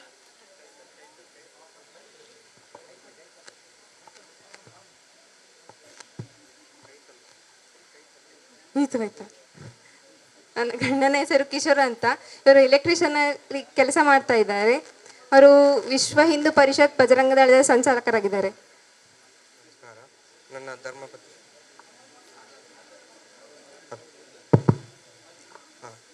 ಎಲ್ಲರಿಗೂ ನಮಸ್ಕಾರ. ನನ್ನ ಧರ್ಮಪತಿ ಹೆಸರು ಸುಕನ್ಯಾ ಶೆಟ್ಟಿ. ತಂದೆ ಹೆಸರು ಸತೀಶ್ ಶೆಟ್ಟಿ, ಮಜಿಲವಾಡಿ ಗುತ್ತು. ವಿದ್ಯಾರ್ಹತೆ BS. ಎಲ್ಲರಿಗೂ ನಮಸ್ಕಾರ. ನನ್ನ ಹೆಸರು ಸುಕನ್ಯಾ ಶೆಟ್ಟಿ. ನನ್ನ ಪತಿದೇವರ ಹೆಸರು ನವೀನ್ ಕುಮಾರ್. ನಾವು ಮುಡಿಪುವಿಂದ ಬಂದಿದ್ದೇವೆ. ನನ್ನ ಮಾವನ ಹೆಸರು ಸುಂದರ್ ಶೆಟ್ಟಿ ಮತ್ತು ನನ್ನ ಅತ್ತೆಯ ಹೆಸರು ಸುಲೋಚನ. ನನ್ನ ಹೆಸರು ಚೇತನ್ ಕುಮಾರ್ ಶೆಟ್ಟಿ. ನನ್ನ ಹೆಂಡತಿಯ ಹೆಸರು ನಿಶಾ ಚೇತನ್. ಹಾಗೂ ನನ್ನ ಮಾವನ ಹೆಸರು ಯಾದವ. ಅತ್ತೆಯ ಹೆಸರು ಲಲಿತಾ ಅಂತ. ನನ್ನ ಊರು ತೊಕೋಟು. ಹಾಗೆ ನನ್ನ ಹೆಂಡತಿ ವಿದ್ಯಾರ್ಥಿ ಶಿಕ್ಷಕಿಯಾಗಿ ಕಾರ್ಯನಿರ್ವಹಿಸಿದ್ದಾರೆ. ಎಲ್ಲರಿಗೂ ನಮಸ್ಕಾರ. ನನ್ನ ಗಂಡನ ಹೆಸರು ಚೇತನ್ ಕುಮಾರ್ ಶೆಟ್ಟಿ. ಅವರ ತಂದೆ ಹೆಸರು ಉಮೇಶ್ ಶೆಟ್ಟಿ ಹಾಗೂ ತಾಯಿ ವಿಮಲಾ. ಹಾಗೂ ಅವರು PUC ಡಿಪ್ಲೊಮಾ ಮಾಡಿ ಈಗ ಸಿವಿಲ್ ಇಂಜಿನಿಯರ್ ಆಗಿ ವೃತ್ತಿ ನಡೆಸುತ್ತಿದ್ದಾರೆ. ನನ್ನ ಧರ್ಮಪತ್ನಿ ಹೆಸರು ಅಶ್ವಿನಿ ರೇಖಾ, ಜಲ್ಲಿಗುಡ್ಡೆಯವರು. ನನ್ನ ಗಂಡನ ಹೆಸರು ಯೋಗೇಶ್ ಅಂತ. ಅವರು ಉದ್ಯೋಗ ಸೂಪರ್ವೈಸರ್ ಆಗಿ ಇದ್ದಾರೆ. ಸಂಘದಲ್ಲಿ ಸಹ ಇದ್ದಾರೆ. ಹರಿ ಓಂ. ಎಲ್ಲರಿಗೂ ನಮಸ್ಕಾರ. ನನ್ನ ಧರ್ಮಪತ್ನಿ ಹೆಸರು ಅಶ್ವಿತಾ ಅಂತ. ನಮ್ಮ ಊರು ಮಂಜನಡಿ ಗ್ರಾಮದ ನರಿಂಗಣದಲ್ಲಿ. ಅವರ ತಂದೆ ಹೆಸರು ಸುಬ್ಬ ಪೂಜಾರಿ ಅಂತ, ತಾಯಿ ಹೆಸರು ಸುಶೀಲಾ. ಅವರು PUC ವರೆಗೆ ಕಲಿತಿದ್ದಾರೆ. ಎಲ್ಲರಿಗೂ ನಮಸ್ತೆ. ನನ್ನ ಗಂಡನ ಹೆಸರು ಮಾಧವ. ಅವರ ತಂದೆಯ ಹೆಸರು ಗುರುವಪ್ಪ ಪೂಜಾರಿ, ತಾಯಿಯ ಹೆಸರು ಸುನಂದ. ವಿದ್ಯಾರ್ಹತೆ ITI, ಉದ್ಯೋಗ ಪ್ರಭಾಕರ್. ಉದ್ಯೋಗ ಕೃಷಿ, ಮನೆ ಅಡೂರು. എൻ്റെ ഭാര്യയുടെ പേര് വനിത, ಬಂಟೋಲ ತಾಲೂಕು, ಬೇಟലാണ്. ಎಲ್ಲರಿಗೂ ನಮಸ್ಕಾರ. ನನ್ನ ಧರ್ಮಪತ್ನಿ ಹೆಸರು ಸವಿತಾ, ಅವರ ತಂದೆ ಹೆಸರು ನೋನಯ್ಯಗೌಡ, ತಾಯಿ ಸುಮತಿ. ವಿದ್ಯಾರ್ಹತೆ ಬಿಕಾಮ್, ತೆಂಕಾಯಡಪ್ಪದಿಂದ ಮದುವೆಯಾಗಿದೆ. ನನ್ನ ಗಂಡನ ಹೆಸರು ಧನಂಜಯ. ಅವರು ಡ್ರೈವರ್ ಆಗಿ ಕೆಲಸ ಮಾಡ್ತಿದ್ದಾರೆ. Second PUC ಕಲ್ತಿದ್ದಾರೆ. ಅವರ ತಂದೆ ಹೆಸರು ನರಸಗೌಡ ಮತ್ತು ತಾಯಿ. ಜೋಡ್ಕಲೆಯಿಂದ ಬಂದಿದ್ದೇವೆ, ಸ್ಟುಡಿಯೋದಲ್ಲೇ ಕೆಲಸ ಮಾಡ್ತಾ ಇದ್ದಾರೆ. ನನ್ನ ಗಂಡನ ಹೆಸರು ಶಶಾಂಕ್, ಅವರು ಸಂಘದ ಕಾರ್ಯದರ್ಶಿಯಾಗಿ ಉದ್ಯೋಗ. ಹರಿ ಓಂ. ನನ್ನ ಹೆಸರು ಹರೀಶ ಅಂತ, ನಾವು ಪಾಡಿಯಿಂದ ಬಂದಿದ್ದೇವೆ. ನಮ್ಮ ಧರ್ಮಪತ್ನಿ ಹೆಸರು ಚಂದ್ರಕಲಾ, ಅವರ ತಂದೆ ತನಿಯಪ್ಪ ಮಡಿವಾಲ್ ಅಂತ, ತಾಯಿ ನಳಿನಿ ಅಂತ. ಇವಳು ಹೌಸ್ ವೈಫ್ ಆಗಿ ಕೆಲಸ ಮಾಡಿದೆ. ಜೈ ಶ್ರೀರಾಮ್. ನನ್ನ ಗಂಡನ ಹೆಸರು ಹರೀಶ್ ಪೈರುಕಟ್ಟೆ, ನನ್ನ ಹೆಸರು ಚಂದ್ರಕಲಾ ಅಂತ. ಅವರು ಡ್ರೈವರ್ ಆಗಿದ್ದಾರೆ. ನಾನು ಮನೆಯಲ್ಲಿ ವೃತ್ತಿ ಶಿಕ್ಷಕ ಮಾಡ್ತಾ ಇದ್ದೀನಿ. ಅಂತ ಹೇಳಿ. ತಾಯಿ ಹೆಸರು ಲಲಿತಾ. ನಮಸ್ಕಾರ. ನನ್ನ ಗಂಡನ ಹೆಸರು ಉಮೇಶ್ ಕುಮಾರ್. ನಾವು ಅಡೂರಿಂದ ಬಂದಿದ್ದೇವೆ. ಮಾವನ ಹೆಸರು ವಾಸು ನಾಯ್ಕ್ ಅಂತೇಳಿ, ಅತ್ತೆ ಹೆಸರು ಗೀತಾ ಅಂತೇಳಿ. ಕೂಲಿ ಕೆಲಸ ಮಾಡ್ತೇವೆ ಇಬ್ಬರು ಸಹ ಸೇರಿ. ನನ್ನ ಹೆಂಡತಿ ಹೆಸರು ಅನಿತಾ ಅಂತ, ಅವಳ ತಂದೆ ಹೆಸರು ಶನಿಯಪ್ಪ ನಾಯ್ಕ, ತಾಯಿ ಹೆಸರು ಚೆನ್ನಮ್ಮ. ಅವಳು ಮನೆಯಲ್ಲೇ ನಿಂತು ಕೂಲಿ ಕೆಲಸ ಮಾಡ್ತಾ ಇದ್ದಾರೆ. ತಲಪಾಡಿ, ಅವರು ಶ್ರೀರಾಮನಗರ ತಲಪಾಡಿಯಲ್ಲಿರೋದು. ಫ್ಯಾಬ್ರಿಕೇಶನ್ ಕಾಂಟ್ರಾಕ್ಟ್ ಉದ್ಯೋಗ ಮಾಡ್ತಾ ಇದ್ದಾರೆ. ಸೊ ಹಿಂದೂ ಜಾಗರಣ ವೇದಿಕೆಯಲ್ಲಿ ಸಂಚಾಲಕರಾಗಿ ವರ್ಕ್ ಮಾಡ್ತಿದ್ದಾರೆ. ಅವರ ತಂದೆ ಹೆಸರು ಸೀತಾರಾಮ ಸಪಲ್ಯ, ತಾಯಿ ವಿಶಾಲಾಕ್ಷಿ. ಎಲ್ರಿಗೂ ನಮಸ್ಕಾರ. ನನ್ನ ಧರ್ಮ ಪತ್ನಿ ಹೆಸರು ಅಶ್ವಿತಾ, ಅವರ ತಾಯಿ ಮನೆ ನಾರ್ಲಪಾಡಿಲ್ ತಲಪಾಡಿ. ತಂದೆ ಹೆಸರು ಶ್ರೀಧರ್ ಬಂಗೇರ, ತಾಯಿ ಹೆಸರು ಜಯಂತಿ. ಅವರ ವಿದ್ಯಾರ್ಹತೆ BCA ಗ್ರ್ಯಾಜುಯೇಟೆಡ್. ತಂದೆ ಹೆಸರು ನಾಗೇಶ್, ತಾಯಿ ಹೆಸರು ವಾರಿಜಾ. ಅವರ ವಿದ್ಯಾರ್ಹತೆ MSW. ಗಂಡನ ಹೆಸರು ಶೈಲೇಶ್ ಶೆಟ್ಟಿ, ಮಾವನ ಹೆಸರು ಸೋಮಪ್ಪ ಶೆಟ್ಟಿ ಆ್ಯಂಡ್ ಅತ್ತೆ ಹೆಸರು ಸರೋಜಾ. ಅವರು ಹೋಟೆಲ್ ಬಿಸ್ನೆಸ್ ಮಾಡ್ತಿದ್ದಾರೆ ಪುಣೆ. ಅತ್ತೆ ಹೆಸರು ವಿದ್ಯಾ ಅಂತ, ಅವರ ತಂದೆ ಹೆಸರು ಕೃಷ್ಣಪ್ಪ ಪೂಜಾರಿ, ಅವರ ತಾಯಿ ಹೆಸರು ಇಂದಿರಾ. ಅವರೀಗ MTech ಕಲಿತಾ ಇದ್ದಾರೆ ಎಲೆಕ್ಟ್ರಾನಿಕ್ಸಲ್ಲಿ. ಆಮೇಲೆ PA ಕಾಲೇಜಲ್ಲಿ ಲ್ಯಾಬ್ ಇನ್ಸ್ಟ್ರಕ್ಟರ್ ಆಗಿ ಕೆಲಸ ಮಾಡ್ತಿದ್ದಾರೆ. ವೇದಿಕೆಯಲ್ಲಿರುವ ಎಲ್ಲ ಹಿರಿಯ ವ್ಯಕ್ತಿಗಳ ಆಶೀರ್ವಾದವನ್ನು ಬೇಡುತ್ತಾ ಹಾಗೂ ಇಲ್ಲಿ ನೆರೆದಿರುವ ಎಲ್ಲ ನವದಂಪತಿಗಳಿಗೆ ನಮಸ್ಕಾರಗಳು. ನನ್ನ ಗಂಡನ ಹೆಸರು ಚರಣ್ ರಾಜ್. ಇವರು ಮಂಗಳೂರಿನಲ್ಲಿರುವ ಸ್ಪೆಕ್ಟ್ರಮ್ ಇಂಡಸ್ಟ್ರಿಯಲ್ಲಿ CAD ಡಿಸೈನರ್ ಆಗಿ ವರ್ಕ್ ಮಾಡ್ತಿದ್ದಾರೆ.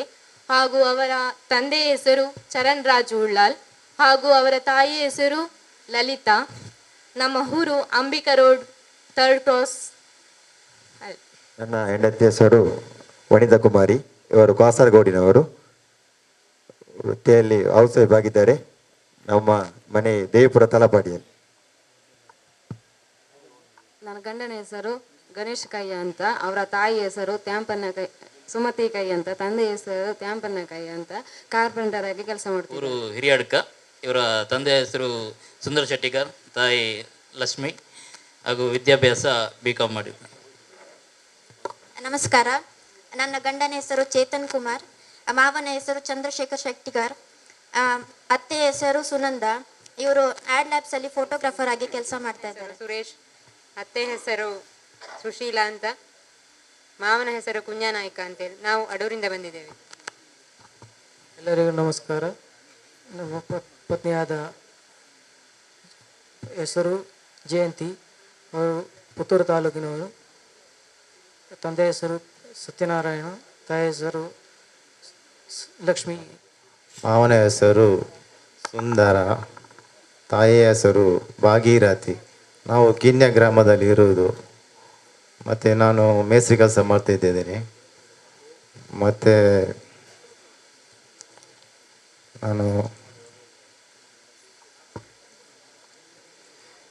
ನನ್ನ ಗಂಡನ ಹೆಸರು ರೋಹಿತ್ ದಾಸ್, ಅವರ ತಂದೆ ಹೆಸರು ಪೂವಪ್ಪ ಮೊಳ್ಯ, ತಾಯಿ ಸುನಂದ. ಅವರು ಮೇಸ್ತ್ರಿ ಕೆಲಸವನ್ನು ಮಾಡುತ್ತಾರೆ.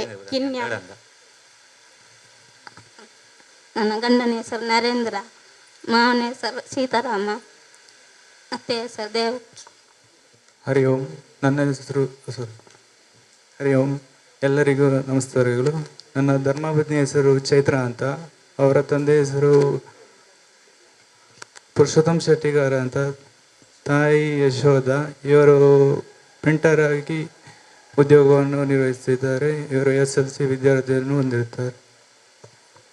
ನನ್ನ ಗಂಡನ ಹೆಸರು ಮಿಥುನ್ ಅಂತ, ಫೋಟೋಗ್ರಾಫರ್ ಆಗಿ ಕೆಲಸ ಮಾಡ್ತಿದ್ದಾರೆ, 2nd PUC. ಅತ್ತೆ ಹೆಸರು ಸುನಂದ, ಮಾವನ ಹೆಸರು ಚಂದ್ರಸ್. ಹರಿ ಓಂ. ಎಲ್ಲರಿಗೂ ನಮಸ್ಕಾರ. ನಾವು ಕಾಸರಗೋಡು ಜಿಲ್ಲೆಯ ಅಡೂರಿಂದ ಬಂದಿದ್ದೇವೆ.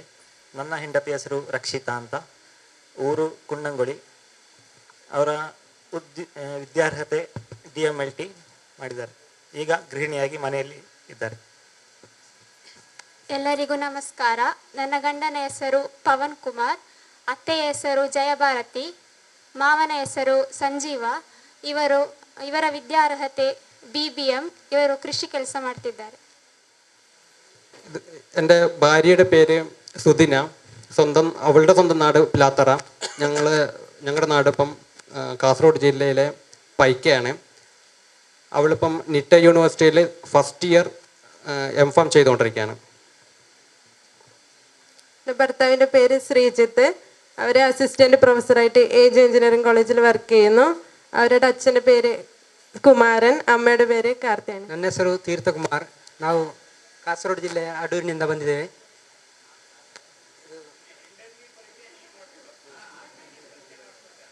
ನನ್ನ ಹೆಂಡತಿ ಹೆಸರು ಚಂದ್ರಿಕಾ ಕೆ, ಮಾವನ ಹೆಸರು ಅಣ್ಣಯ್ಯ ನಾಯ್ಕ್ ಅಂತ, ಅತ್ತಿಗೆ ಹೆಸರು ರೇವತಿ ಅಂತ.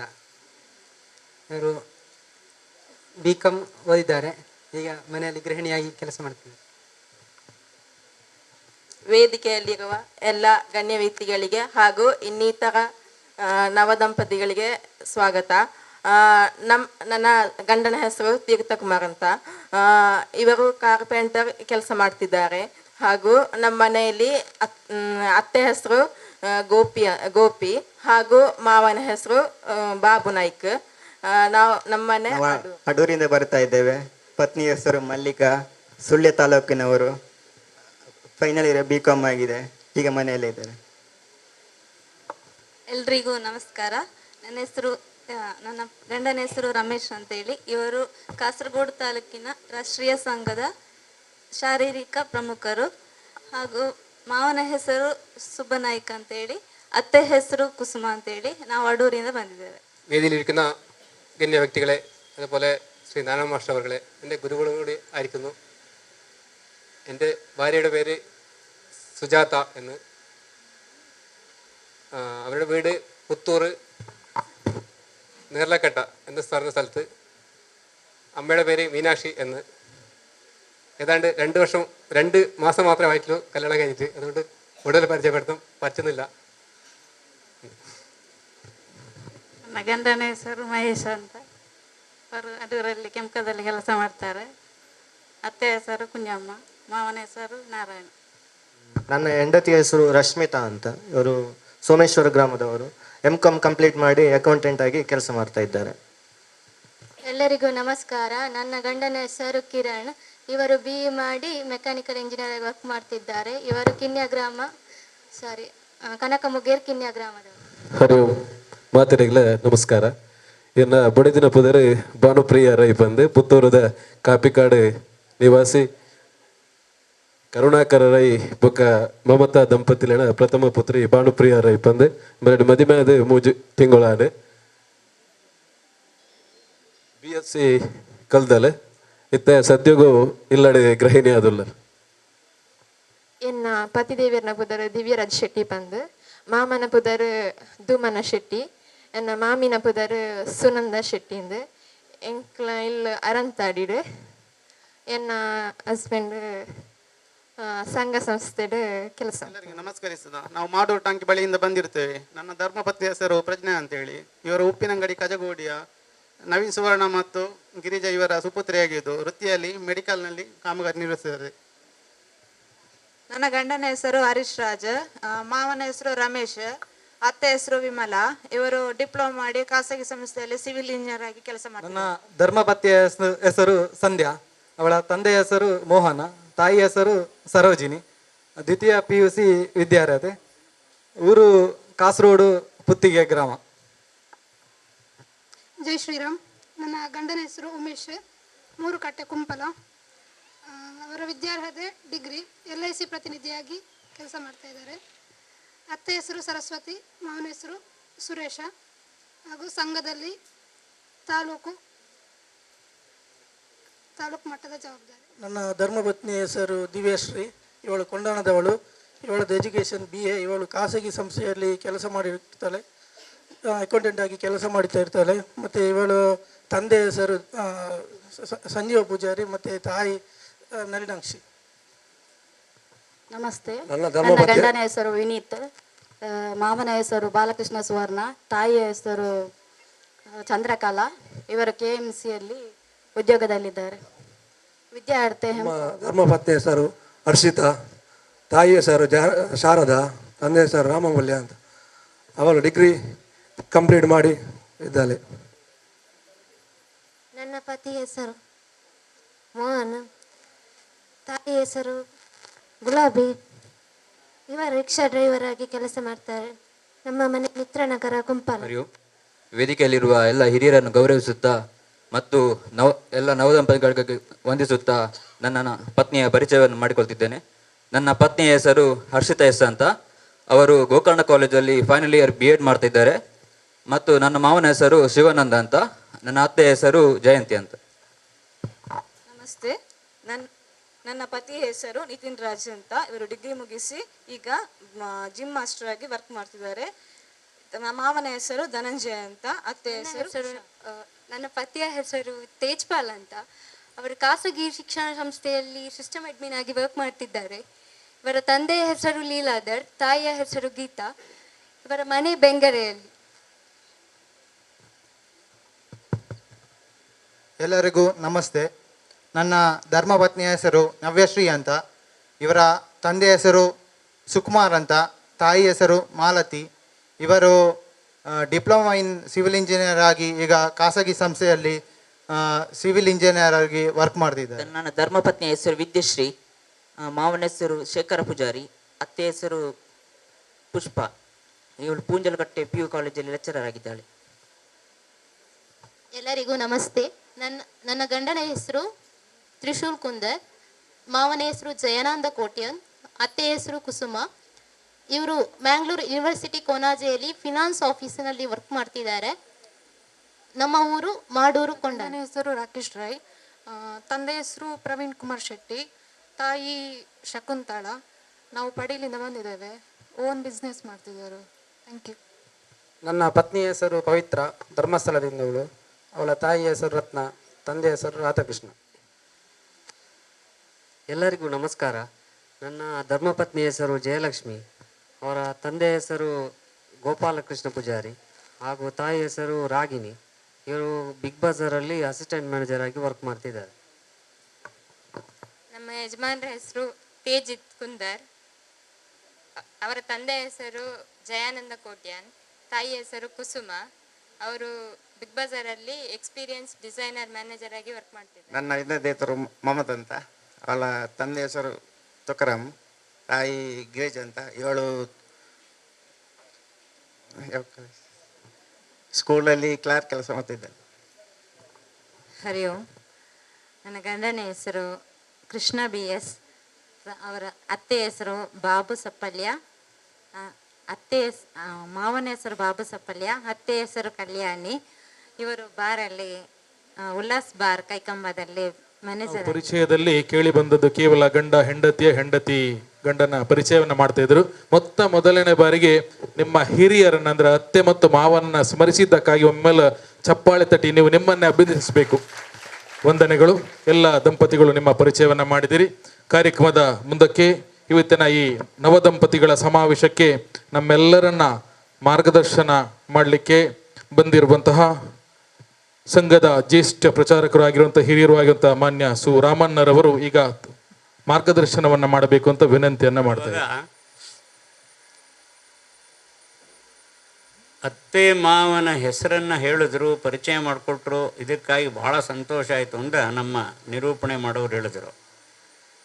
ಇದಕ್ಕಿಂತ ಸಂತೋಷ ನನಗಾದದ್ದು, ಪ್ರತಿಯೊಬ್ಬರಿಗೂ ಅತ್ತೆ ಮಾವನ ಹೆಸರು ಗೊತ್ತು.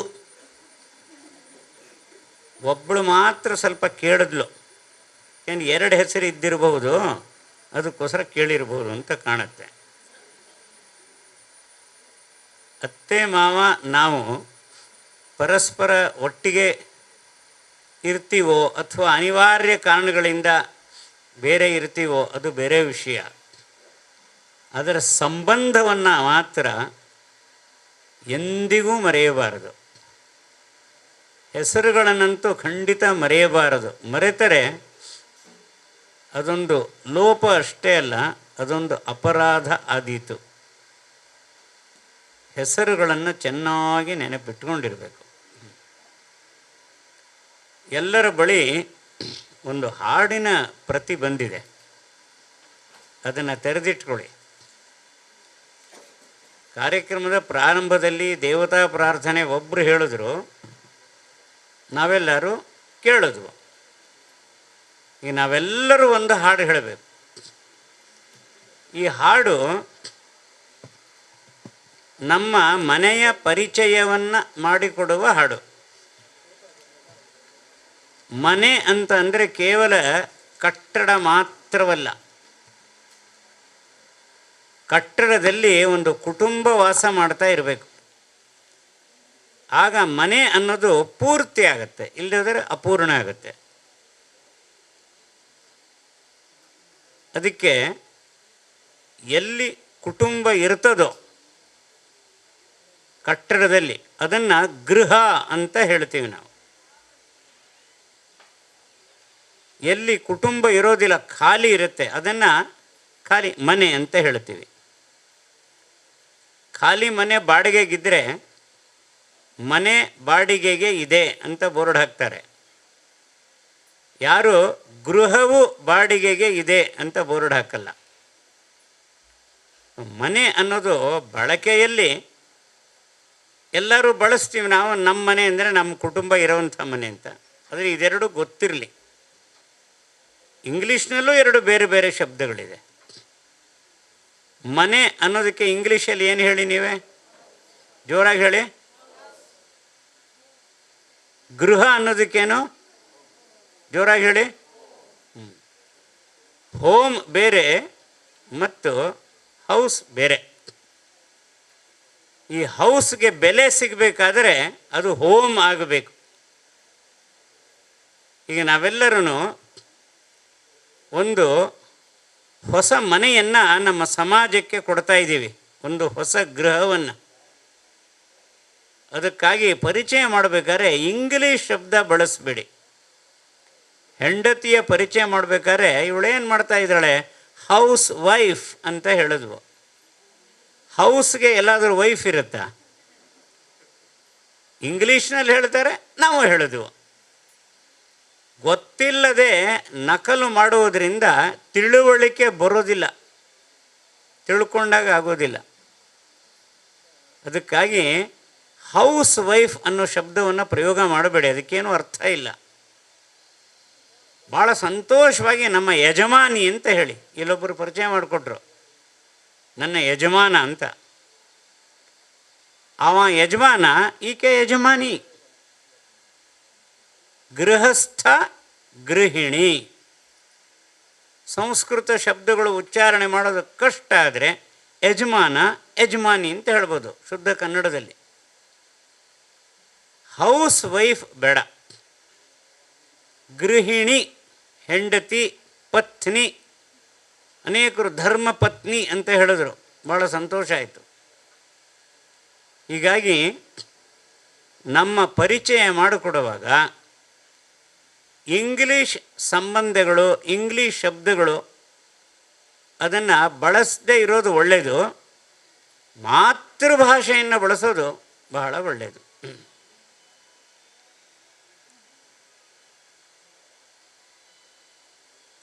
ಮೊದಲಾಗಿ ನಾನು ನಮ್ಮ ಕೇಶವ ಶಿಶು ಮಂದಿರದ ಒಂದು ಕಾರ್ಯಕರ್ತರ ಬಳಗ ಇದೆ. ಸುಮಾರು 20 ವರ್ಷಗಳಿಂದ ನಿರಂತರವಾಗಿ ಅದನ್ನು ನಡೆಸ್ಕೊಂಡು ಬರ್ತಾ ಇದ್ದಾರೆ. ಅದರ ಜೊತೆಗೆ ನವದಂಪತಿ ಸಮಾವೇಶವನ್ನೂ ನಡೆಸ್ಕೊಂಡು ಬರ್ತಾ ಇದ್ದಾರೆ. ಇದು 19ನೇ ವರ್ಷದ ನಡುವೆ ಯಾವಾಗಲೂ ಅವರು ಬಿಟ್ಟಿಲ್ಲ, ನಿರಂತರವಾಗಿ. ನವದಂಪತಿ ಸಮಾವೇಶ ಮಾಡೋದು ಅಷ್ಟು ಸುಲಭ ಅಲ್ಲ. ಈ ವರ್ಷ ಮದುವೆ ಆದವರು ಯಾರ್ಯಾರು ಇದನ್ನು ಗುರುತಿಸಬೇಕು. ಅವರ ವಿಳಾಸ, ಅವರ ದೂರವಾಣಿ ಸಂಖ್ಯೆ ಇದೆಲ್ಲ ಸಂಗ್ರಹ ಮಾಡಬೇಕು ಮತ್ತು ಅವರೆಲ್ಲರನ್ನು ಸಂಪರ್ಕ ಮಾಡಬೇಕು. ಸಂಪರ್ಕ ಮಾಡೋದು ಅಂದರೆ ಏನು? ಪತ್ರಿಕೆಯಲ್ಲಿ ಜಾಹೀರಾತು ಕೊಡಬಾರದು, ಕೇವಲ ದೂರವಾಣಿಯಲ್ಲಿ ಹೇಳಬಾರದು. ಅವರ ಮನೆಗೆ ಹೋಗಿ ಆಮಂತ್ರಣವನ್ನು ಕೊಡಬೇಕು.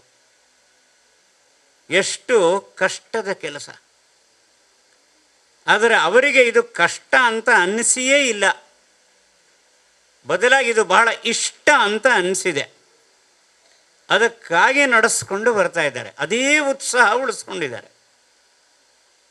ನಿನ್ನೆ ಯಾವುದೋ ಕಾರಣಕ್ಕಾಗಿ ನಮ್ಮ ನಾರಾಯಣನಿಗೆ ಫೋನ್ ಮಾಡಿದೆ. ಎಲ್ಲಿದ್ದೀಯಪ್ಪ?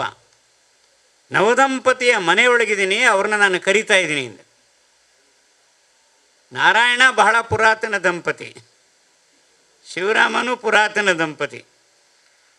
ಆದರೆ ನವದಂಪತಿಗಳ ಕಾರ್ಯಕ್ರಮ ಮಾಡೋದ್ರೊಳಗೆ ಅವರ ಉತ್ಸಾಹ, ಅವರ ಬಳಗದವರ ಸಹಕಾರ ನಿಜಕ್ಕೂ ಅತ್ಯಂತ ಪ್ರಶಂಸನೀಯವಾದ್ದು. ಇಷ್ಟು ನವದಂಪತಿಗಳಿಗೆ ಬಾಳಿನ ಒಂದು ದೃಷ್ಟಿಯನ್ನು ತೋರಿಸುವಂಥ ಕಾರ್ಯಕ್ರಮ ಅದನ್ನು ನಡೆಸ್ಕೊಂಡು ಬರ್ತಾ ಇದ್ದಾರೆ. ಇದು ಯಾಕೆ ಅವರಿಗೆ ಬಹಳ ಇಷ್ಟವಾಯಿತು? ಅವರು ಸಂಘದ ಕಾರ್ಯಕರ್ತರು. ಸಂಘ ಎಲ್ಲ ಕುಟುಂಬಗಳ ಕಾಳಜಿಯನ್ನು ಬಹಳಷ್ಟು ಮಾಡುತ್ತೆ. ನಮ್ಮ ಕುಟುಂಬ ಉತ್ತಮವಾದ ಕುಟುಂಬವಾಗಿರಬೇಕು. ಆ ಕುಟುಂಬದಲ್ಲಿ ಕೇವಲ ಸೌಕರ್ಯಗಳು ಮಾತ್ರ ಇದ್ದರೆ ಸಾಲದು, ಆ ಕುಟುಂಬದಲ್ಲಿ ನೆಮ್ಮದಿ ಇರಬೇಕು. ಮನೆ ಅನ್ನೋ 2 ಅಕ್ಷರಗಳ ಶಬ್ದವೇ ಎಷ್ಟು ಚೆನ್ನಾಗಿದೆ, ಎಷ್ಟು ಅರ್ಥಪೂರ್ಣವಾಗಿದೆ ನೋಡಿ. ಮನೆ, ಮ ಅಂದರೆ ಮನಸ್ಸಿಗೆ, ನೇ ಅಂದರೆ ನೀವೇ ಹೇಳಿ, ಜೋರಾಗಿ ಹೇಳಿ. ಯಾರು ಹೇಳಲಿಲ್ವೋ ಅವ್ರಿಗೆ ನೆಮ್ಮದಿ ಇಲ್ಲ ಅಂತ ಅಂದ್ಕೊಳ್ತೀನಿ. ಸುಮ್ಮನೆ ಅನುಮಾನ ಆಗುತ್ತೆ. ಎಲ್ಲಿ ಮನಸ್ಸಿಗೆ ನೆಮ್ಮದಿ ಸಿಗುತ್ತೋ ಅದು ನಮ್ಮ ಮನೆ. ಅದಕ್ಕೆ ನಾನು ಅನೇಕರಿಗೆ ಕೇಳ್ತೀನಿ, ನಿಮ್ಮ ಮನೆ ಅಂದರೆ ನಿಮಗೆ ಅಭಿಮಾನವೋ ಅಥವಾ ಅವಮಾನವೋ? ನಿಮ್ಮ ಮನೆ ಅಂದರೆ ನಿಮಗೆ ಸಂತೋಷ ಅನಿಸುತ್ತೋ ದುಃಖ ಅನಿಸುತ್ತೋ? ಅನೇಕರಿಗೆ ಕೇಳ್ತೀನಿ, ನಿಮ್ಮನ್ನು ಕೇಳಲಿಲ್ಲ, ಆದರೂ ಕೂಡಲೇ ನೀವು ಹೇಳಿದ್ರಿ ಸಂತೋಷ ಆಗುತ್ತೆ ಅಂತ. ನಮಗೂ ನಮ್ಮ ಮನೆಗೂ ಇರತಕ್ಕಂಥ ಸಂಬಂಧ ಅದು.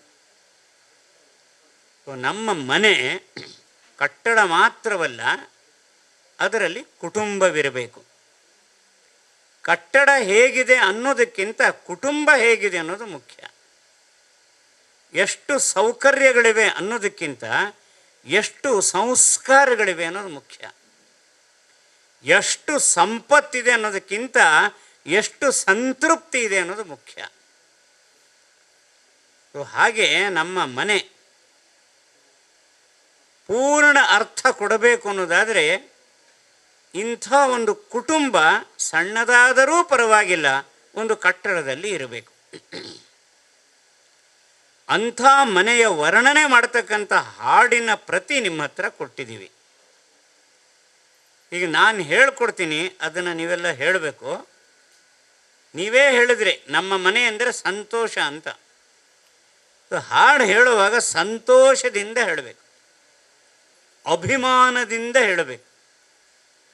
ನಾನು ಹ್ಯಾಂಗೆ ಹೇಳ್ತೀನೋ ಹಾಗೆ ನೀವು ಹೇಳಿ. ಇಬ್ಬರು ನೋಡಿಕೊಂಡು ಹೇಳಿ. ನೋಡಿಕೊಂಡು ಹೇಳೋದ್ರಿಂದ ಲಾಭ ಏನು ಅಂದರೆ ತಪ್ಪು ಆಗೋದಿಲ್ಲ ಮತ್ತು ಮನಸ್ಸು ಆಚೆ ಈಚೆ ಓಡಿ ಹೋಗೋದಿಲ್ಲ. ಆ ವಿಷಯದ ಮೇಲೆ ಮನಸ್ಸು ಕೇಂದ್ರಿತವಾಗುತ್ತೆ. ಅದಕ್ಕಾಗಿ ನೋಡಿಕೊಂಡು ಹೇಳಿ. 4 ನುಡಿ ಮಾತ್ರ ಈಗ ಹೇಳ್ಕೊಡ್ತೀನಿ. ಇನ್ನೊಂದು ಸಲ ನಾವು ಸೇರಿದಾಗ ಪೂರ್ತಿ ಹೇಳ್ಕೊಡ್ತೀನಿ.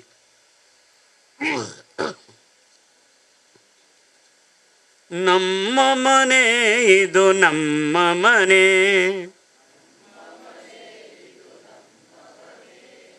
ನಲಿವಿನ ಅರಿವಿನ ನಮ್ಮ ಮನೆ,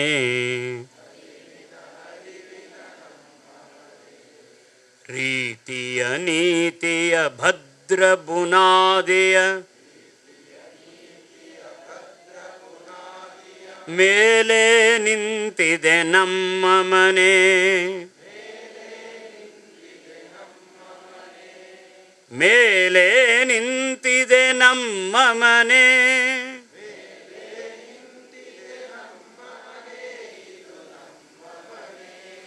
ನಲಿವಿನ ಅರಿವಿನ ನಮ್ಮ ಮನೆ,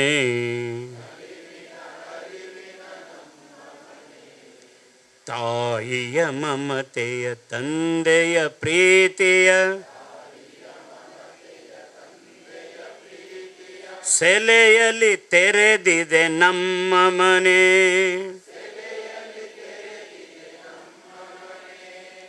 ಅಜ್ಜಿಯ ಕಥೆಯ ಅಜ್ಜನ ಶಿಸ್ತಿನ ನಿಲುವಲಿ ನಿಂತಿದೆ ನಮ್ಮ ಮನೆ,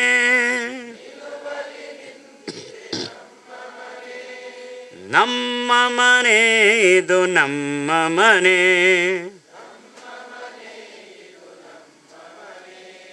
ನಲಿವಿನ ಅರಿವಿನ ನಮ್ಮ ಮನೆ,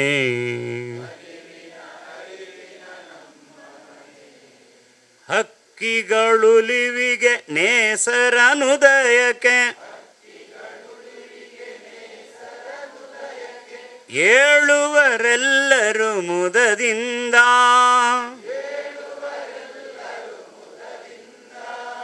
ಮೀಯುತ ಮಡಿಯಲ್ಲಿ ನೆನೆಯುತ್ತ ದೇವಗೆ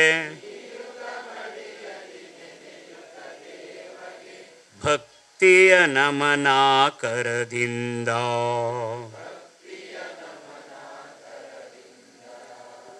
ನಮ್ಮ ಮನೆ ಇದು ನಮ್ಮ ಮನೆ,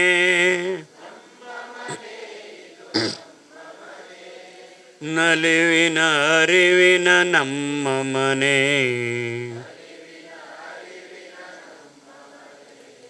ಅಕ್ಕ ತಂಗಿಯರ ಅಣ್ಣ ತಮ್ಮದಿರ ಕದನ ಕುತೂಹಲ ಮುದವಿರಲು,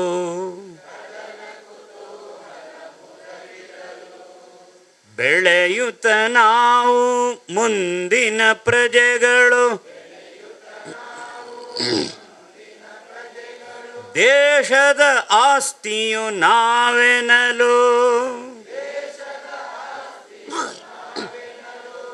ಒಟ್ಟಿಗೆ ಹೇಳಿ, ನಮ್ಮ ಮನೆ ಇದು ನಮ್ಮ ಮನೆ, ನಲಿವಿನ ಅರಿವಿನ ಕೊನೆ ನುಡಿ ಹೇಳ್ಕೊಡ್ತೀನಿ. ಶಾಲೆಯು ಇದುವೇ ಬದುಕಿನ ಪಾಠಕ್ಕೆ, ನಾಳೆಯ ಕನಸಿಗೆ ಚೇತನವು,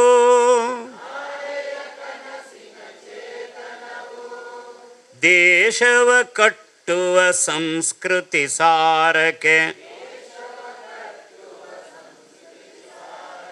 ಕೇಶವ ಕುಲದ ನಿಕೇತನವು,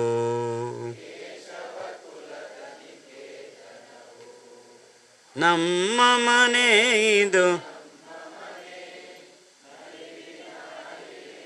ಹೇಳ್ಕೊಡ್ತೀನಿ.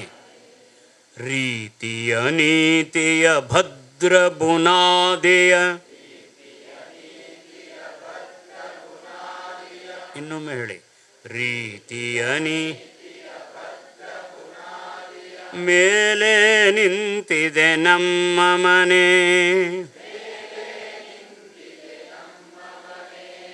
ಮೇಲೆ ನಿಂತಿದೆ ನಮ್ಮ ಮನೆ. ಮೂರನೇದು ನೀವೇ ಹೇಳಿ.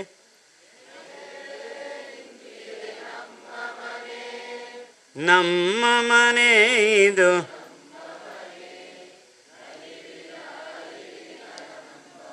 ಸಾಕು, ಗುಣಗುಣಿಸ್ತಾ ಇರಬೇಕು. ನಮ್ಮ ಮನೆ. ಆಗ ಹೆಂಡತಿಗೆ ಗಂಡನಲ್ಲಿ, ಗಂಡನಿಗೆ ಹೆಂಡತಿನಲ್ಲಿ ಭಾಳ ವಿಶ್ವಾಸ, ಭರವಸೆ ಬರುತ್ತೆ. ನನ್ನ ಮನೆ ಅಂದರೆ ಕಷ್ಟ. ನಾನು ಆಗಿದ್ದವನು, ನಾನು ಆಗಿದ್ದವಳು, ಮದುವೆ ಆದಮೇಲೆ ನಾವು ಆಗಿದ್ದೀವಿ. ಒಂದು ಮದುವೆ ಎಷ್ಟು ಬದಲಾವಣೆ ತಂದು ಬಿಡುತ್ತೆ ನೋಡಿ. ನಮ್ಮ ಭಾವನೆಯಲ್ಲಿ, ನಮ್ಮ ಜೀವನದ ಶೈಲಿ ಒಳಗೆ, ನಂಬಿಕೆ, ನಡವಳಿಕೆ ಎಲ್ಲದರಲ್ಲೂ ಬದಲಾವಣೆ ತಂದುಬಿಡುತ್ತೆ. ಬೇರೆ ಬೇರೆ ಇದ್ದವರು ಅಭಿನ್ನ ಆಗಿಬಿಡ್ತಾರೆ. ಇನ್ಸೆಪರಬಲ್ ಅಂತ ಹೇಳ್ತಾರಲ್ಲ, ಅವಿಭಾಜ್ಯ, ಅಭಿನ್ನ. ಅದಕ್ಕೆ ಮದುವೆಯನ್ನು ನಮ್ಮ ಪೂರ್ವಜರು ಬಾಂಧವ್ಯದ ಬೆಸುಗೆ ಅಂತ ಹೇಳಿದ್ರು. ಬಾಂಧವ್ಯ ಅಂದರೆ ಒಬ್ಬರು ಇನ್ನೊಬ್ಬರ ಜೊತೆ ಸೇರಿ ಬಿಡೋದು. ಹೇಗೆ ಸೇರಬೇಕು ಅಂದರೆ ಬಿಡಿಸಬಾರದು, ಬಿಡಿಸಲು ಆಗಬಾರದು. ಅದಕ್ಕೆ ಬೆಸುಗೆ ಅಂತ ಹೇಳ್ತಾರೆ. ನಟ್ಟು ಬೋಲ್ಟ್ನಿಂದ ಸೇರಿಸಿದ್ರೆ, ನಟ್ಟು ಬೋಲ್ಟನ್ನು ಸಡಿಲಗೊಳಿಸಿದ್ರೆ ಬೇರೆ ಆಗಿಬಿಡುತ್ತೆ. ಆ ನಟ್ಟು ಸವೆದು ಹೋದ್ರೂ ಬೇರೆ ಆಗಿಬಿಡುತ್ತೆ. ಬೆಸುಗೆ ಅಂದರೆ ಒಂದು ಇನ್ನೊಂದರ ಜೊತೆ ಹೇಗೆ. ಇದಕ್ಕೆ ಯಾವ ಉದಾಹರಣೆ ಕೊಡೋದು? ಗಂಗಾ ನದಿಯಲ್ಲಿ ಯಮುನಾ ಸೇರ್ತಾಳೆ. ಸ್ವಲ್ಪ ದೂರ ಹೋದ ಮೇಲೆ ಗಂಗೆ ಯಾವುದು, ಯಮುನೆ ಯಾವುದು ಬೇರ್ಪಡಿಸೋಕ್ಕಾಗಲ್ಲ. ಅಂದರೆ ಗಂಗಾ ನದಿ ವಿಶಾಲವಾದದ್ದರಿಂದ ಯಮುನೆ ಗಂಗೆಯಲ್ಲಿ ಸೇರಿ ಹೋದಳು. ಯಮುನೆಗೇನಾದರೂ ದುಃಖ ಆಗುತ್ತಾ? ಇಲ್ಲ. ಬದಲಾಗಿ ಸಾರ್ಥಕತೆಯ ಅನುಭವ, ಧನ್ಯ. ಎಷ್ಟೇ ವರ್ಷಗಳಾದರೂ ಕೆಡದಿರುವ ನೀರು ಗಂಗಾ, ಶುದ್ಧವಾದ್ದು. ಆ ಗಂಗೆಯ ಜೊತೆ ಯಮುನೆ ಸೇರಿದ ಮೇಲೆ ಯಮುನೆಯೂ ಸಹ ಅಷ್ಟೇ ಶುದ್ಧಳಾದಳು. ಇವರಿಬ್ಬರು ಸೇರಿದ್ದಕ್ಕೋಸ್ಕರ ಲಕ್ಷಾಂತರ ಜನ ಪ್ರತಿ ವರ್ಷವೂ ಭೇಟಿ ಕೊಡುವಂಥ ಒಂದು ತೀರ್ಥಕ್ಷೇತ್ರ ಆ ಎರಡು ನದಿ ಸೇರೋ ಸಂಗಮದಲ್ಲಿ ಉದ್ಭವ ಆಗೋಯಿತು. ಅದರ ಜೊತೆ ಇನ್ನೊಂದು ಕಣ್ಣಿಗೆ ಕಾಣದ ಒಳಗಿನಿಂದ ಹರಿದು ಬರುವ ನದಿಯೂ ಇದೆ ಅಂತ ಹೇಳ್ತಾರೆ. ಇರಲಿ, ಕಣ್ಣಿಗೆ ಕಾಣೋದು ಈ ಎರಡು ನದಿಗಳು. ಇದರ ಸಂಗಮ ಸ್ಥಳ ತೀರ್ಥಕ್ಷೇತ್ರ. ಅದರ ಹೆಸರು ಏನು ಯಾರಾದರೂ ಹೇಳಿ? ಅಯ್ಯೋ ಶಿವನೇ, ಗೊತ್ತಿಲ್ವಾ ನಿಮಗೆ? ಕಳೆದ ವರ್ಷ ಎಂಥ ಒಂದು ದೊಡ್ಡ ಪ್ರಮಾಣದಲ್ಲಿ ಅಲ್ಲಿ ಒಂದು ದೊಡ್ಡದಾದಂಥ ಒಂದು ಕಾರ್ಯಕ್ರಮ ನಡೀತಲ್ಲ, ಏನು ಹೇಳ್ತಾರೆ ಅದಕ್ಕೆ? ಕುಂಭ. ಕೋಟಿ ಕೋಟಿ ಜನ ಹೋದರು, ಸಾವಿರಾರು ಮೈಲಿಗಳು ದೂರದಿಂದ. ಅಲ್ಲೊಂದು ಮುಳುಗು ಹಾಕಿ ಜೀವನ ಪವಿತ್ರವಾಯಿತು. ಇಂಥ ತೀರ್ಥರಾಜ ಪ್ರಯಾಗ, ತೀರ್ಥರಾಜ. ಅದಕ್ಕೆ ನಾನು ಮತ್ತು ಇವಳು ಸೇರಿ ತೀರ್ಥರಾಜ ಪ್ರಯಾಗ ಯಾವುದು ಅಂದರೆ, ನಾವಿಬ್ಬರು ಒಂದು ಕುಟುಂಬವನ್ನು ಸ್ಥಾಪನೆ ಮಾಡ್ತಾ ಇದ್ದೀವಲ್ಲ, ನಾವಿಬ್ಬರು ಒಂದು ಮನೆಯಲ್ಲಿ ವಾಸ ಮಾಡ್ತೀವಲ್ಲ, ನಮ್ಮ ಕುಟುಂಬ ಇದು ತೀರ್ಥರಾಜ ಪ್ರಯಾಗ. ಅಂದರೆ ಲಕ್ಷಾಂತರ ಜನ ಅಲ್ಲಿ ಬಂದು ಜೀವನಕ್ಕೊಂದು ಸಂತೋಷವನ್ನು, ಸಮಾಧಾನವನ್ನು ತುಂಬಿಸಿಕೊಂಡು ಹೋಗ್ತಾರೆ. ಅಂಥ ಜೋಡಿ ನಾವು ಆಗಬೇಕು. ಅಂಥ ಮನೆ ನಮ್ಮದಾಗಬೇಕು. ಅದಕ್ಕಾಗಿ ಮದುವೆ ಅನ್ನತಕ್ಕಂಥ ಒಂದು ಧಾರ್ಮಿಕ ಸಂಸ್ಕಾರವನ್ನು ನಮ್ಮ ದೇಶದಲ್ಲಿ ನಮ್ಮ ಪೂರ್ವಜರು ಬೆಳೆಸಿದ್ದಾರೆ. ವರ್ಷಗಳು ಕಳೆದಂತೆ ಇದರಲ್ಲಿ ಸ್ವಲ್ಪ ವ್ಯತ್ಯಾಸ ಆಗ್ತಾ ಇದೆ. ಮೊದಲು 5 ದಿನ ಮದುವೆ ಆಗ್ತಾ ಇತ್ತು, ಈಗ 2 ದಿನ, ಒಂದೇ ದಿನ, ಒಂದೇ ಹೊತ್ತು ಅಷ್ಟಕ್ಕೆ ಸೀಮಿತವಾಗಿಬಿಟ್ಟಿದೆ. ಇನ್ನು ಇದು ಬೇಡ, ಕೋರ್ಟ್ನಲ್ಲಿ ಹೋಗಿ ರಿಜಿಸ್ಟರ್ ಮಾಡಿಸ್ಕೊಂಡ್ಬಿಟ್ರೆ ಸಾಕು. ಅದು ಬೇಡ, ಮಣಿಪಾಲ್ನಲ್ಲಿ ಕೆಲವು ಇವೆ, ಮನೆ ಅಂತಾನೂ ಹೇಳಲ್ಲ, ಜೋಡಿ ಅಂತಾನೂ ಹೇಳಲ್ಲ, ಅವೆರಡು ಒಟ್ಟಿಗೆ ವಾಸ ಮಾಡುತ್ತವೆ ಅಷ್ಟೇ. ಯಾಕೆ ಮದುವೆ ಬಂಧನ? ಒಟ್ಟಿಗೆ ಇರೋಣ, ಖುಷಿ ಒಂದಷ್ಟು ದಿವಸ ಇರೋದು, ಆಮೇಲೆ ಅವಳ ದಾರಿ ಅವಳಿಗೆ, ಅವನ ದಾರಿ ಅವನಿಗೆ. ಅಂದರೆ ಇಬ್ಬರಿಗೂ ಯಾರ ಜವಾಬ್ದಾರಿನೂ ಇಲ್ಲ, ಇಬ್ಬರಿಗೂ ಇನ್ನೊಬ್ಬಳ ಜವಾಬ್ದಾರಿ ಇಲ್ಲ, ಸುಖ ಮಾತ್ರ ಬೇಕಷ್ಟೇ. ಮತ್ತು ಹೇಳೋದು ಸ್ವತಂತ್ರ, ಯಾರ ಬಂಧನ ಬೇಡ. ಅದಕ್ಕೆ ಇಂಗ್ಲೀಷಲ್ಲಿ ಹೇಳ್ತಾರೆ ಲಿವ್ ಟುಗೆದರ್ ಅಂತ. How long live together? ಅದಕ್ಕೆ ಇವ ಹೇಳ್ತಾನೆ as long as you like me. ಅವಳು ಹೇಳ್ತಾರೆ as long as you like me. ಆಮೇಲೆ ಇಬ್ಬರು ಹೇಳ್ತಾರೆ once we dislike each other, go your own way, I will go my own way. ಅಂದರೆ ಮನುಷ್ಯರಾಗಿ ಇನ್ನೂ ಮುಂದೆ ಮಹಾಮಾನವರಾಗಿ ಬೆಳೆಯಬೇಕಾದವರು ಪ್ರಾಣಿಗಳಾಗುತ್ತಾರೆ. ಆ ಪ್ರಾಣಿಗಳಲ್ಲಿ ಒಂದು ಪ್ರಾಣಿಯ ಉದಾಹರಣೆ ಹೇಳಿದ್ರೆ ಕೆಲವರಿಗೆ ಸಿಟ್ಟು ಬರ್ಬೋದು, ಮನೆಯಲ್ಲಿ ಸಾಕಿರ್ತಾರೆ. ಆ ಪ್ರಾಣಿ ಥರ ಜೀವನ ನಡಿಬೇಕಾ ನಮ್ಮದು? ಈ ಥರ ಆದರೆ ಇಬ್ಬರಿಗೂ ಹುಟ್ಟೋ ಮಕ್ಕಳ ಗತಿ ಏನು? ನಿಮ್ಮ ಕುಲ ಹೇಗೆ ಮುಂದುವರಿಯುತ್ತೆ? ನಿಮ್ಮ ಒಂದು ಊರು ಅನ್ನತಕ್ಕಂಥದ್ದು ಒಂದು ಒಳ್ಳೆ ಊರು ಹೇಗಾಗುತ್ತೆ? ಕಾಡಿಗೂ ಊರಿಗೂ ವ್ಯತ್ಯಾಸ ಇಲ್ವಾ? ಹೋಟೆಲ್ಗೂ ಮನೆಗೂ ವ್ಯತ್ಯಾಸ ಇಲ್ವಾ? ಆ ವ್ಯತ್ಯಾಸ ಏನು? ನಾವೆಲ್ಲರೂ ಸಹ ಒಂದು ರಾಷ್ಟ್ರದ ಅವಿಭಾಜ್ಯ ಅಂಗಗಳು. ಅದಕ್ಕೆ ಹಾಡಿನಲ್ಲಿ ಕೊನೆ ನುಡಿಯ ಕೊನೆಯ ಸಾಲಿನಲ್ಲಿ ರಾಷ್ಟ್ರವ ಕಟ್ಟುವ ಅಂತ ಇದೆ. ನಾನು ದೇಶವ ಕಟ್ಟುವ ಅಂತ ಹೇಳಿದೆ, ಆದರೆ ನೀವೆಲ್ಲರೂ ರಾಷ್ಟ್ರ ಅಂತ ಹೇಳಿದ್ರಿ, ಭಾಳ ಸಂತೋಷ ಆಯಿತು. ಭಾರತ ರಾಷ್ಟ್ರ ಇದ್ದರೆ ಮಾತ್ರ ನಾವಿಬ್ಬರು ನೆಮ್ಮದಿಯಿಂದ ಇರ್ತೀವಿ. ಭಾರತ ರಾಷ್ಟ್ರ ಎಷ್ಟು ದುರ್ಬಲವಾಗುತ್ತೋ ಅಷ್ಟು ನಾವು ದುರ್ಬಲವಾಗ್ತಾ ಹೋಗ್ತೀವಿ. ಭಾರತ ರಾಷ್ಟ್ರ ಗಟ್ಟಿ ಆದರೆ, ಪ್ರಪಂಚ ಭಾರತಕ್ಕೆ ಗೌರವ ಕೊಡೋಕ್ಕೆ ಶುರು ಮಾಡಿದ್ರೆ ನಮ್ಮೆಲ್ಲರ ಗೌರವ ಹೆಚ್ಚಾಗುತ್ತಪ್ಪ. ಬೇರೆ ಉದಾಹರಣೆನೇ ಬೇಡ. ಇವತ್ತೇ 22ನೇ ತಾರೀಕು ಸೆಪ್ಟೆಂಬರು, ಎಂಥ ಐತಿಹಾಸಿಕ ದಿನ ಇದು. ಇದೊಂದು ಹಿಸ್ಟಾರಿಕ್. ಏನು? ಅಮೆರಿಕದಲ್ಲಿ ಹ್ಯೂಸ್ಟನ್ ಅನ್ನೋ ಊರಲ್ಲಿ ನಮ್ಮ ಪ್ರಧಾನಮಂತ್ರಿ ನರೇಂದ್ರ ಮೋದಿಯವರು ಭಾರತೀಯ ಸಂಜಾತರು, ಅಮೆರಿಕದಲ್ಲಿದ್ದರೂ ಮೂಲ ಭಾರತೀಯರು, ಅಂಥವರ ಸಭೆಯಲ್ಲಿ ಮಾತಾಡ್ತಾರೆ. 6 ವರ್ಷಗಳ ಹಿಂದೆ ಅವರು ಪ್ರಧಾನಮಂತ್ರಿ ಆದಾಗ ಈ ಪರಂಪರೆ ಶುರು ಮಾಡಿದ್ರು.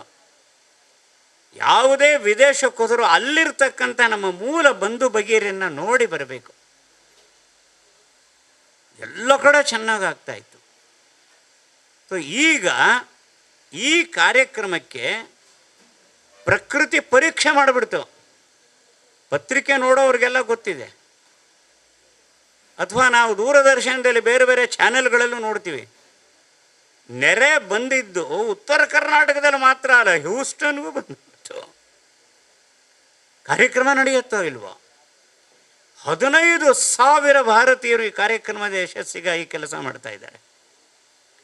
50,000 ಜನ ಈಗಾಗಲೇ ನಾವು ಬರ್ತೀವಿ ಅಂತ ನೋಂದಾವಣೆ ಮಾಡಿಕೊಂಡಿದ್ದಾರೆ. ಎಷ್ಟೆಷ್ಟು ದೂರದಿಂದ. ವಿಶೇಷ ಇಷ್ಟೇ ಅಲ್ಲ, ಈ ಕಾರ್ಯಕ್ರಮಕ್ಕೆ ಅಮೆರಿಕದ ಅಧ್ಯಕ್ಷರು ಹೋಗ್ತಾ ಇದ್ದಾರೆ. ಟ್ರಂಪು ಸ್ವಲ್ಪ ತಿಕ್ಕಲು, ಯಾವಾಗ ಹೇಗೆ ನಡ್ಕೊಳ್ತಾರೋ ಅವರಿಗೆ ಗೊತ್ತಿರಲ್ಲ, ಅವರು ಹೋಗ್ತಾ ಇದ್ದಾರೆ. ಇವತ್ತಿನ ಹಿಂದೂ ಪತ್ರಿಕೆಯಲ್ಲಿ ನೋಡಿದೆ ನಾನು, ಅವ್ರು ಯಾಕೆ ಹೋಗ್ತಾ ಇದ್ದಾರೆ?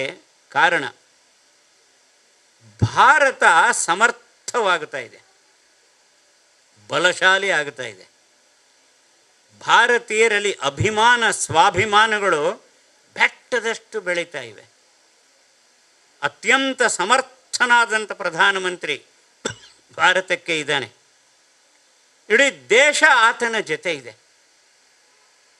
ಅಂದಮೇಲೆ ಈ ಕಾರ್ಯಕ್ರಮಕ್ಕೆ ನಾನು ಹೋದರೆ ನನ್ನ ಮರ್ಯಾದೆ ಹೆಚ್ಚಾಗತ್ತೆ ಅಂತ ಅಮೆರಿಕದ ಅಧ್ಯಕ್ಷನಿಗೆ ಅನ್ನಿಸ್ತಪ್ಪ. ಅಮೆರಿಕದ ಅಧ್ಯಕ್ಷನ ಜೊತೆ ಹೋದರೆ ತಮ್ಮ ಮರ್ಯಾದೆ ಹೆಚ್ಚಾಗತ್ತೆ ಅಂತ ಈ ದೇಶದ ಅನೇಕ ಪೂರ್ವ ಪ್ರಧಾನಮಂತ್ರಿಗಳು ಅನ್ಕೋತಾ ಇದ್ದರು. ಎಷ್ಟು ಬದಲಾಗಿಬಿಟ್ಟಿದೆ. ಮುಂದೆ ಅಮೆರಿಕಾದಲ್ಲಿ ಚುನಾವಣೆ ನಡೆಯುತ್ತೆ.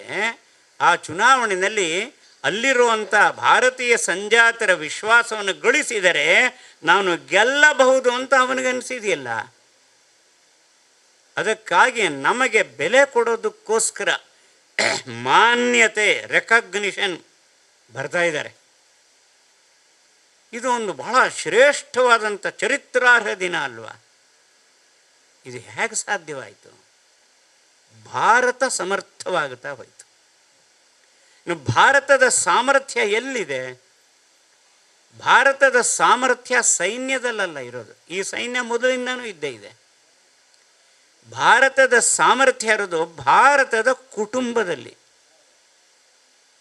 ನಮ್ಮ ಕಲ್ಪನೆಯೇ ದೇಶ ಒಂದು ವಿಶಾಲವಾದ ಕುಟುಂಬ.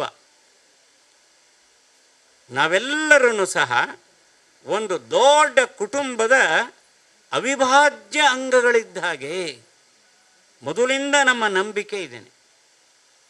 ಅದಕ್ಕಾಗಿ ಭಾರತವನ್ನು ಯಾರೂ ಸಹ ಕೇವಲ ಲ್ಯಾಂಡ್ ಅಂತ ಕರೀಲಿಲ್ಲ.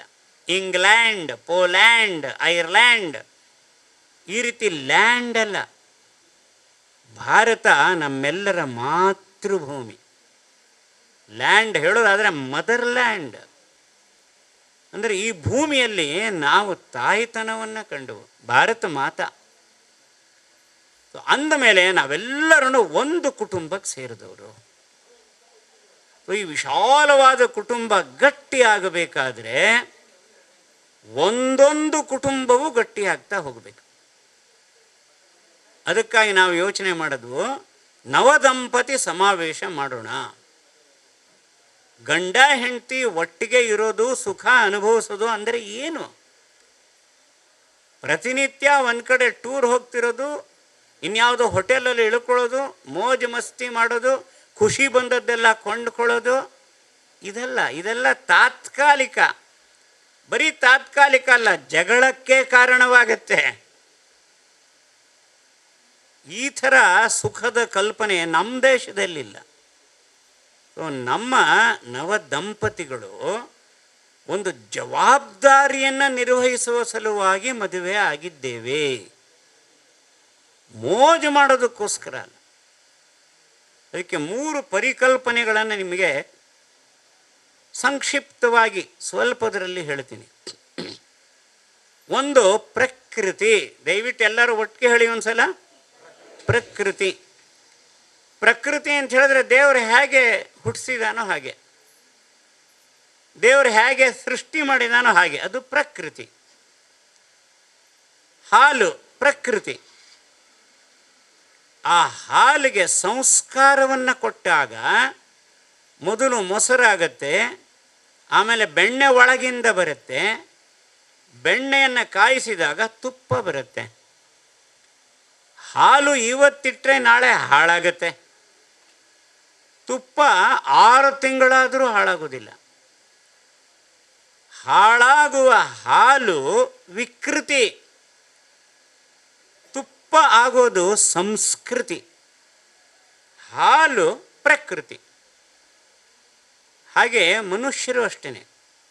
ಒಬ್ಬ ತರುಣ, ಒಬ್ಬ ತರುಣಿಗೆ ಒಂದು 20-25 ವಯಸ್ಸು ಆಗುವಾಗ ನನಗೊಬ್ಬ ಜೀವನ ಸಂಗಾತಿ ಬೇಕು ಅಂತ ಅನಿಸುತ್ತೆ. ಇದು ತಪ್ಪಲ್ಲ, ಇದು ಪ್ರಕೃತಿ. ಇದು ದೈವ ಸೃಷ್ಟಿ ಒಳಗಿರೋದು. ಇಲ್ಲದ್ರೆ ಸಮಾಜ ಮುಂದುವರಿಯೋದು ಹೇಗೆ? ಹಾಗೆ ಅನಿಸುತ್ತೆ. ಅನಿಸೋದು ಪ್ರಕೃತಿ. ಆದರೆ ಅದಕ್ಕೊಂದು ಮದುವೆ ಮಾಡೋದು, ಹುಡುಗನಿಗೆ ಕನ್ಯಾನ್ವೇಷಣೆ, ಕನ್ಯೆಗೆ ವರಾನ್ವೇಷಣೆ. ಆ ಎರಡೂ ಕುಟುಂಬಗಳು ಹೇಗಿವೆ ಇದೆಲ್ಲ ತಿಳುಕೊಂಡು ಗುರು ಹಿರಿಯರು ಸೇರಿ ನಿಶ್ಚಯ ಮಾಡ್ತಾರೆ. ಒಂದು ಒಳ್ಳೆ ಮುಹೂರ್ತವನ್ನು ನಿರ್ಧಾರ ಮಾಡ್ತಾರೆ. ಬಂಧು ಬಳಗದವ್ರನ್ನ ಆಮಂತ್ರಣ ಕೊಟ್ಟು ಕರೀತಾರೆ. ಆ ಮುಹೂರ್ತದಲ್ಲಿ ಸುಲಗ್ನ ಸಾವಧಾನ, ಸುಮುಹೂರ್ತ ಸಾವಧಾನ ಹೇಳ್ತಾರೆ. ಅಂತರ್ಪಟ ತೆಗಿತಾರೆ. ಪರಸ್ಪರ ಜೀರಿಗೆ ಅಕ್ಕಿ ಕಾಳನ್ನು ಹುಡುಗ ಹುಡುಗಿ ಹಾಕ್ಕೊಳ್ತಾರೆ. ಧಾರೆ ಎರೆಯೋದು ಅಂತ ನಡೆಯುತ್ತೆ, ಸಪ್ತಪದಿ ಅಂತ ನಡೆಯುತ್ತೆ ಕೆಲವು ಕಡೆ. ಇದೆಲ್ಲವೂ ಸಹ ಅವರಿಬ್ಬರಿಗೆ ಕೊಡುವಂಥ ಒಂದು ಜೀವನದ ದೃಷ್ಟಿ. ನೀವಿಬ್ಬರು ಹೇಗೆ ಬದುಕಬೇಕು, ಎಷ್ಟು ಚೆನ್ನಾಗಿದೆ ನೋಡಿ. ಸುಲಭವಾಗಿ ಹೇಳಿಬಿಡ್ತಾರೆ, ಹಿಂದೂ ಕುಟುಂಬದಲ್ಲಿ ಇದು ಪುರುಷ ಪ್ರಧಾನ, ಹೆಂಡತಿ ಗಂಡನ ಗುಲಾಮಳು. ಅದಕ್ಕೋಸ್ಕರ ಯಾಕಿದೆಲ್ಲ ಮದುವೆ, ನಾವು ಒಟ್ಟಿಗೆ ಇದ್ಬಿಡ್ತೀವಿ, ನಾವಿಬ್ಬರು ಈಕ್ವಲ್. ಅದಲ್ಲ. ಈ ಮದುವೆನಲ್ಲಿ ಪುರೋಹಿತರು ಆ ಹುಡುಗನಿಗೆ ಹೇಳ್ತಾರೆ, ನಿನ್ನ ಜೀವನ ಶಾಂತಿಯಿಂದ ನೆಮ್ಮದಿಯಿಂದ ನೀನು ಅನುಭವಿಸುವ ಸುಖ ಇದೆಯಲ್ಲ ಅದು ಮರ್ಯಾದೆಯಿಂದ ಕೂಡಿರಬೇಕು, ಪ್ರಾಣಿಗಳಂತೆ ಇರಬಾರದು. ಹಾಗಿರಬೇಕಾದ್ರೆ ನಿನ್ನನ್ನು ಕೈ ಹಿಡಿದು ಬರ್ತಾ ಇದ್ದಾಳೆ ಇವಳು. ಎಷ್ಟು ಒಳ್ಳೆ ಶಬ್ದ ನೋಡಿ. ಕೈ ಹಿಡಿಯುವುದು, ಕೈ ಕೊಡುವುದು ಅಲ್ಲ, ಕೈ ಕುಲುಕುವುದು ಅಲ್ಲ. ಕೈ ಕುಲುಕೋದು ಅಲ್ಲಿ, ಇಲ್ಲಿ ಕೈ ಹಿಡಿಯುವುದು. ಆ ಕೈ ಹಿಡಿದಾಗಲೇ ಅವರಿಬ್ಬರಿಗೂ ಅಂತರಂಗದ ಭಾವನೆ ಬರುತ್ತೆ, ನಾನಿರೋವರೆಗೂ ನಿನಗೇನು ಚಿಂತೆ ಇಲ್ಲ, ನಾನಿದ್ದೀನಿ. ನಾನಿರೋವರೆಗೂ ನಿನಗೇನು ಚಿಂತೆ ಇಲ್ಲ, ನಾನು ನಿನ್ನ ಜೊತೆ ಇದ್ದೀನಿ. ಆ ಕೈಗಳ ಸ್ಪರ್ಶದಲ್ಲಿ, ಕೈಗಳನ್ನು ಅದುಮ್ತಾರಲ್ಲ, ಅದರೊಳಗೆ ಪರಸ್ಪರ ಭರವಸೆಯನ್ನು ಶಾಂತವಾಗಿ ಶಬ್ದ ಇಲ್ಲದೆ ಇಬ್ಬರಲ್ಲೂ ಉಂಟು ಮಾಡ್ತಾರಲ್ಲಪ್ಪ. ಇದು ಕೈ ಹಿಡಿಯುವುದರ ಅರ್ಥ. ಎಲ್ಲ ಹಿರಿಯರು ಬಂದು ಅವರಿಗೆ ಆಶೀರ್ವಾದ ಮಾಡ್ತಾರೆ. ನಿಮ್ಮ ದಾಂಪತ್ಯ ಜೀವನ ಸಾರ್ಥಕವಾಗಲಿ, ನಿಮ್ಮ ದಾಂಪತ್ಯ ಜೀವನ ಧನ್ಯವಾಗಲಿ, ಈ ರೀತಿ ಆಶೀರ್ವಾದ ಮಾಡ್ತಾರೆ. ಅವರೆಲ್ಲರ ಜೀವನ ಹಾಗೆ ಇರುತ್ತೆ, ಅವರ ಆಶೀರ್ವಾದಕ್ಕೆ ಬಲ ಸಿಗುತ್ತೆ. ಅದಕ್ಕೆ ಇವತ್ತು ಇಲ್ಲಿ 42 ವರ್ಷಗಳಿಂದ ಒಂದು ಆದರ್ಶವಾದಂಥ ದಾಂಪತ್ಯ ಜೀವನ ನಡೆಸಿರ್ತಕ್ಕಂಥ ಹಿರಿಯ ದಂಪತಿಗಳನ್ನು ನಿಮ್ಮ ಮುಂದೆ ಕೂಡಿಸಿರೋದು. ಈ 42 ವರ್ಷಗಳು ಎಷ್ಟು ಚೆನ್ನಾಗಿ ಅವರು ಬದುಕಿದ್ದಾರೆ ಅನ್ನೋದನ್ನು ಕೊನೆಯಲ್ಲಿ ಅವರು ಸ್ವಲ್ಪ ನಮಗೆ ತಿಳಿ ಹೇಳೋರಿದ್ದಾರೆ. ಇವರಂತೆ ನಮ್ಮ ಜೀವನವೂ ಆಗಬೇಕು.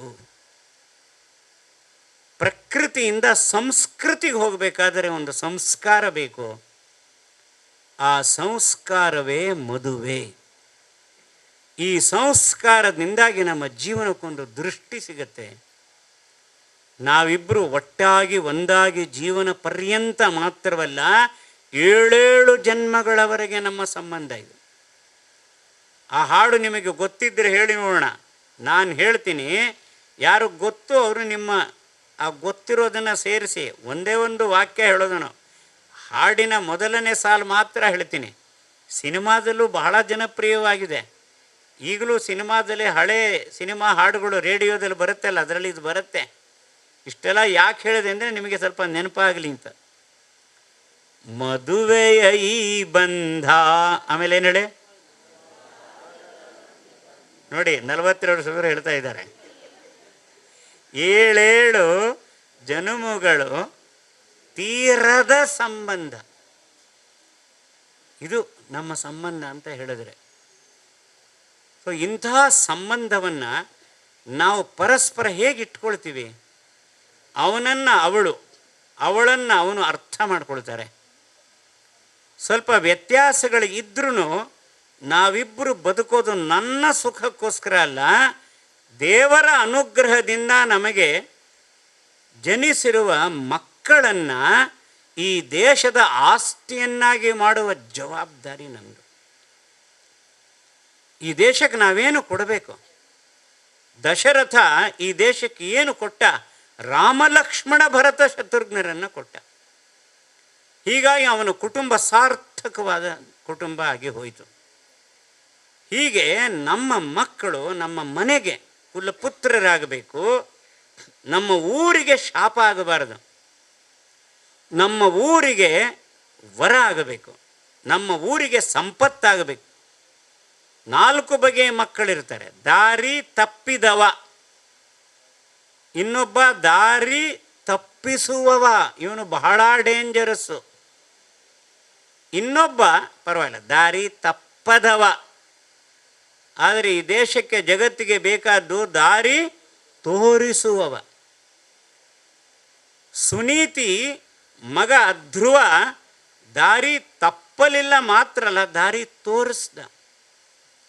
ಅದಕ್ಕಾಗಿ ಆಕಾಶದಲ್ಲಿ ಧ್ರುವ ನಕ್ಷತ್ರ ಇದೆ.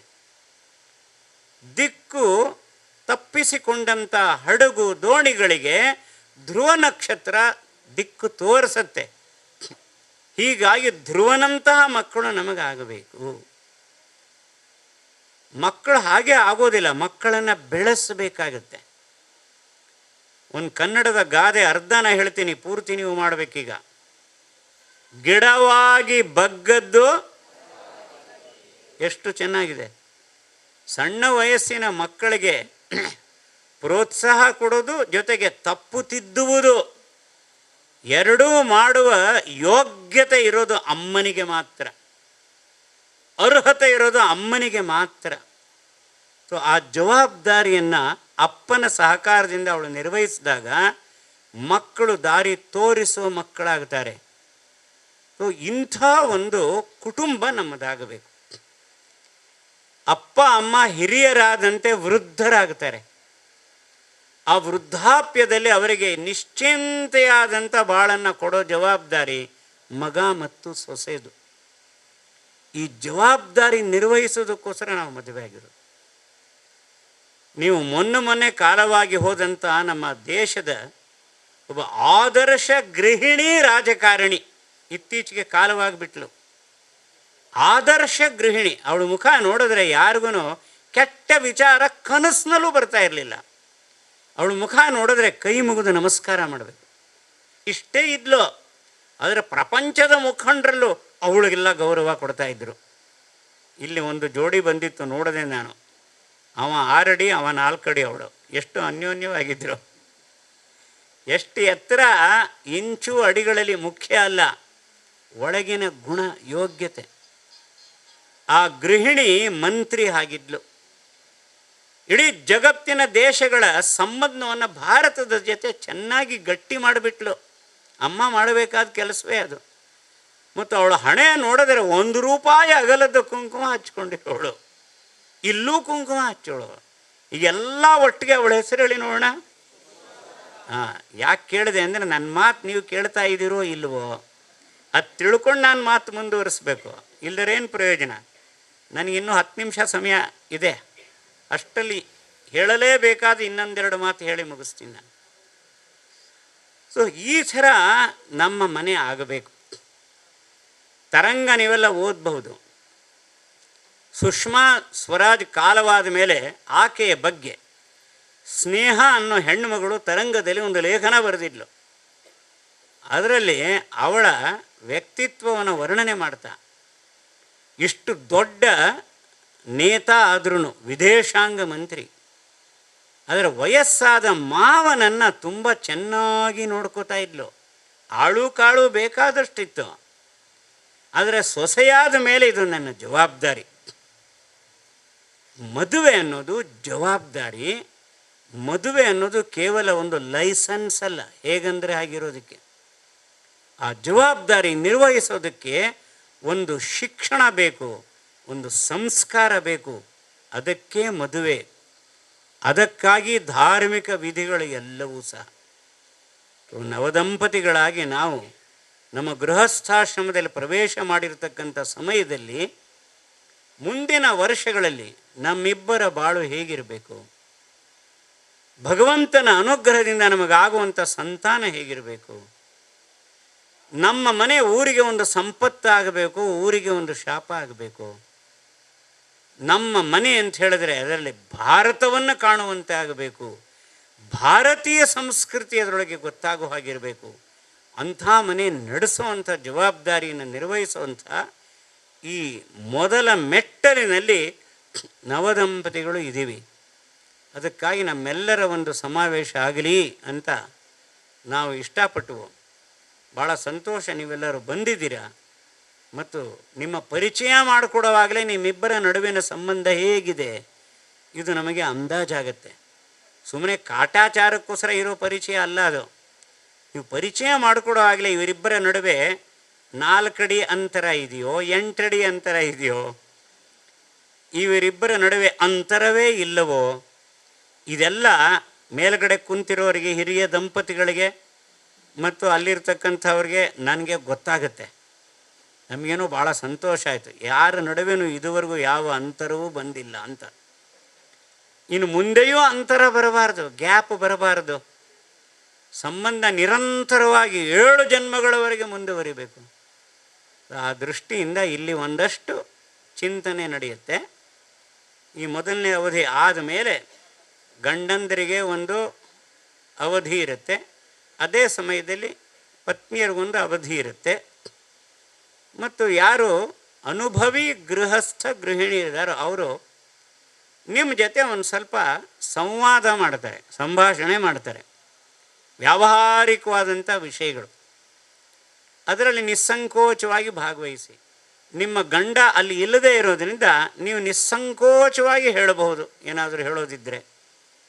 ನಿಮ್ಮ ಹೆಂಡತಿ ಅಲ್ಲಿ ಇಲ್ಲದೇ ಇರೋದರಿಂದ ನೀವು ನಿಸ್ಸಂಕೋಚವಾಗಿ ಹೇಳಬೇಕು. ಹೇಳುವಾಗ ಮೈನಸ್ ಹೇಳಕ್ಕೆ ಹೋಗಬೇಡಿ, ಪ್ಲಸ್ ಹೇಳ್ತಾ ಹೋಗಬೇಕು ಅಷ್ಟೇ. ಸಂಸಾರದ ಗುಟ್ಟು ಕಾಪಾಡಬೇಕು, ಅದನ್ನು ರಟ್ಟು ಮಾಡಬಾರ್ದು. ಅದೇನಿದ್ರು ನಮ್ಮಿಬ್ಬರ ನಡುವಿಂದು. ಇಲ್ಲಿ ಒಬ್ಬಳು ಇನ್ನೊಬ್ಬನನ್ನು ಒಳ್ಳೆಯ ದೃಷ್ಟಿಯಿಂದನೇ ಗುರುತಿಸ್ತಾ ಹೋಗಬೇಕು. ಹಾಗೂ ತನ್ನ ಮುಂದಿನ ಜೀವನದ ಬಗ್ಗೆ, ಇಂದಿನ ಜೀವನ, ಮಾವ ಅತ್ತೆ ಅವರು ನಮ್ಮ ಜೊತೆ ಇದ್ದರೆ ಅಲ್ಲಿ ಹೇಗಿದೆ ನಮ್ಮ ಸಂಬಂಧ, ನಮ್ಮ ದಿನಚರಿ ಹೇಗಿದೆ, ನಮ್ಮ ರುಚಿ ಅಭಿರುಚಿ ಹೇಗಿದೆ, ಇದೆಲ್ಲದರ ಬಗ್ಗೆ ಒಂದು ಸ್ವಲ್ಪ ನಾವೆಲ್ಲರೂ ಚಿಂತನೆ ಮಾಡಬೇಕು, ಅನುಭವಗಳನ್ನು ಮೆಲುಕು ಹಾಕಬೇಕು. ಅದಕ್ಕೋಸ್ಕರ 2 ಬೈಠಕ್ಗಳನ್ನು ಮಾಡ್ತಾರೆ. ಅದನ್ನು ನಾವೆಲ್ಲರೂ ಭಾಗವಹಿಸೋಣ. ಮೊದಲನೇ ಅವಧಿನಲ್ಲಿ 11:40ಕ್ಕೆ ನಾನು ಮುಗಿಸ್ಬೇಕಾಗಿತ್ತು. ಇನ್ನು 2 ನಿಮಿಷದಲ್ಲಿ ನಾನು ಇದಕ್ಕೊಂದು ಮುಕ್ತಾಯ ಕೊಡ್ತಾ ಇದ್ದೀನಿ. ಆ 2 ನಿಮಿಷದಲ್ಲಿ ಹೇಳೋದು ಇಷ್ಟೇ. ಒಂದು ಸಣ್ಣ ಪ್ರಸಂಗ ಹೇಳಿಬಿಟ್ಟು ಆ 2 ನಿಮಿಷದ ಸದುಪಯೋಗ ಮಾಡ್ತೀನಿ. ನಮ್ಮ ಸಂಬಂಧಗಳು ಸುರಸವಾಗಿಯೂ ಇರಬೇಕು, ಸರಸವಾಗಿಯೂ ಇರಬೇಕು. ಅದಕ್ಕಾಗಿ ನಾನು ಎಲ್ಲೋ ಕೇಳಿದಂಥ ಒಂದು ಪ್ರಸಂಗ. ಒಂದು ಮನೆಗೆ ಹೋಗಿದ್ದೆ, ಹಿರಿಯ ಬಂದಿದ್ದೀನಿ ಅಂಥೇಳಿ ದಂಪತಿಗಳು ನಮಸ್ಕಾರ ಮಾಡಿದ್ರು. ನಮಸ್ಕಾರ ಮಾಡಿದಾಗ ಏನಾದರೂ ಒಂದು ಆಶೀರ್ವಾದ ಮಾಡಬೇಕಲ್ಲ, ಸುಮ್ಮನೆ ಕೈ ಇಟ್ಟರೆ ಸಾಲದು. ಅದಕ್ಕೆ ನಾನು ಆಶೀರ್ವಾದ ಮಾಡಿದೆ, 7 ಜನ್ಮಗಳಲ್ಲೂ ನೀವೇ ಗಂಡ ಹೆಂಡಿರಾಗಿ ಇರ್ರಿ ಅಂತ. ಹೀಗೆ ಹೇಳಿದ್ರೆ ಇವತ್ತಿನ ದಿನಗಳೆಲ್ಲರೂ ನಗ್ತಾರೆ. ಆದರೆ ಆಕೆ ಭಾಳ ಜಾಣೆ ಇದ್ಲು, ಹೆಂಡತಿ. ಅವಳು ಹೇಳಲ್ಲು, ಅಜ್ಜ ನೀವು ಕರೆಕ್ಟ್ ಹೇಳಿದ್ದೀರಾ ಅಂತ.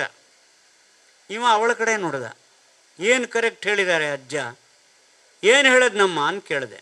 ಅದಕ್ಕೆ ಅವಳು ಹೇಳಿದ್ಲು, ಮೊದಲನೇ ಜನ್ಮದಲ್ಲಿ ಕೈ ಹಿಡಿದವನನ್ನು ಅರ್ಥ ಮಾಡ್ಕೊಳ್ಬೇಕಾದ್ರೆ ಇಡೀ ಜೀವನ ಹೋಗಿಬಿಡುತ್ತೆ. ಒಂದು 4 ಆಣಿ ಅರ್ಥ ಮಾಡ್ಕೊಂಡಿರ್ತೀನಿ ಅಷ್ಟೇ. 2ನೇ ಜನ್ಮದಲ್ಲಿ ಇನ್ನೊಬ್ಬ ಸಿಕ್ಕಿದ್ರೆ ಪುನಃ ಇಂದ ಶುರು ಮಾಡಬೇಕು. ಇವನೇ ಸಿಕ್ಕಿದ್ರೆ ಆಲ್ರೆಡಿ 4 ಆಣೆ ಗೊತ್ತು, ಅಂದರೆ 25 ಪೈಸಾ ಗೊತ್ತು, ಇನ್ನೊಂದು 25 ಪೈಸಾ ಅರ್ಥ ಮಾಡ್ಕೊಳ್ತೀನಿ. ಇನ್ನು 7ನೇ ಜನ್ಮದ ಹೊತ್ತಿಗೆ ಇವನನ್ನು ಸಂಪೂರ್ಣ ಅರ್ಥ ಮಾಡಿಕೊಂಡು ಈ ಬೆರಳ ಮೇಲೆ ಅವನನ್ನು ಕುಣಿಸಬಲ್ಲೆ ಅಂತ ಹೇಳಿದ್ಲು. ಹೆಣ್ಮಕ್ಕಳೆಲ್ಲ ನಕ್ಕಿದ್ರು, ಗಂಡು ಮಕ್ಕಳೆಲ್ಲ ಗಂಭೀರವಾದ್ರು ಈಗ ನನ್ನ ಮುಂದೆ. ಆಮೇಲೆ ಅವನ ಕಡೆ ನೋಡಿದೆ, ಏನನ್ಸತ್ತಪ್ಪ ನಿನಗೆ ಅಂತ. ನಗ್ತಾ ನಗ್ತಾ ಹೇಳ್ದ, ರಾಮಣ್ಣವರೇ ಇದೇ ನನ್ನ 7ನೆಯ ಜನ್ಮ ಅಂದ. ಅಂದರೆ ಈಗಲೇ ಕುಣಿಸ್ತಾ ಇದ್ದಾಳೆ ಅಂತ. ಅಂದರೆ ಹೀಗೆ ಹೇಳಬೇಕಾದ್ರೆ ಅವರಿಬ್ಬರ ಸಂಬಂಧಗಳು ಅರ್ಥ ಮಾಡ್ಕೊಂಡಿರೋದು ಎಷ್ಟು ಚೆನ್ನಾಗಿರ್ಬೇಕಲ್ವ. ಪರಸ್ಪರ ಅರ್ಥ ಮಾಡ್ಕೊಳ್ಳೋದು ಅಂದರೆ ಇದು ಪರಸ್ಪರ ಅರ್ಥ. ಸುರಸನೂ ಇದೆ, ಸರಸನೂ ಇದೆ. ಇಂಥ ಜೋಡಿ ನಮ್ಮದಾಗಬೇಕಾದರೆ ಬಹಳ ಮಹತ್ವದ್ದು ಇದೇನೆ. ದಾಂಪತ್ಯ ಜೀವನದ ಉದ್ದೇಶ ಜವಾಬ್ದಾರಿ ನಿರ್ವಹಿಸಬೇಕು. ನಮ್ಮಿಬ್ಬರದು 50-50% ಜವಾಬ್ದಾರಿ ಇದೆ, ಇಬ್ಬರು ಸೇರಿ ನಿರ್ವಹಿಸಬೇಕು. ಅದಕ್ಕೋಸ್ಕರ ನಾನು ಅವಳಿಗೆ ಮಾತು ಕೊಟ್ಟಿದ್ದೀನಿ, ಧರ್ಮೇಚ ಅರ್ಥೇಚ ಕಾಮೇಚ ನ ಅತಿಚರಾಮಿ. ಧರ್ಮ ಅರ್ಥ ಇಷ್ಟಾರ್ಥಗಳ ವಿಷಯದಲ್ಲಿ ಎಂದೂ ನಿನ್ನನ್ನು ಕೈ ಮೀರುವುದಿಲ್ಲ. ನ ಅತಿಚರಾಮಿ ನ ಅತಿಚರಾಮಿ ನ ಅತಿಚರಾಮಿ 3 ಸಲ ಹೇಳಿರ್ತಾನೆ. ಆ ಥರ ಸಂಬಂಧ ನಮ್ಮದಾಗಲಿ. ಇನ್ನೊಂದು 50 ವರ್ಷ ಆದಮೇಲೆ ನಾವೆಲ್ಲರೂ ಬದುಕಿದ್ದೇ ಆದರೆ ನಮ್ಮೆಲ್ಲರ ಜೀವನದ ಸಾಯಂಕಾಲದಲ್ಲಿ ಒಂದು ಸಂತೋಷ, ಸಮಾಧಾನ, ಧನ್ಯತೆ, ಮುಂದಿನ ಜನ್ಮದಲ್ಲೂ ನಾವಿಬ್ಬರು ಒಟ್ಟಿಗೆ ಇರೋಣಪ್ಪ ಅಂತ. ಮತ್ತು ಆ 50 ವರ್ಷಗಳ ನಂತರದ ಆ ಜೀವನದ ಸಾಯಂಕಾಲದಲ್ಲಿ ಕಿನ್ಯಾದಲ್ಲಿ ಇಂದು ನಡೆದಂಥ ನವದಂಪತಿ ಸಮಾವೇಶಕ್ಕೆ ನೀವು ಬಂದದ್ದು ನಿಮಗೆಲ್ಲರಿಗೂ ನೆನಪಾಗಲಿ ಅಂತ ಹಾರೈಸ್ತಾ ನನ್ನ ಮಾತುಗಳನ್ನು ಮುಗಿಸ್ತೀನಿ. ಎಲ್ಲರಿಗೂ ನಮಸ್ಕಾರ.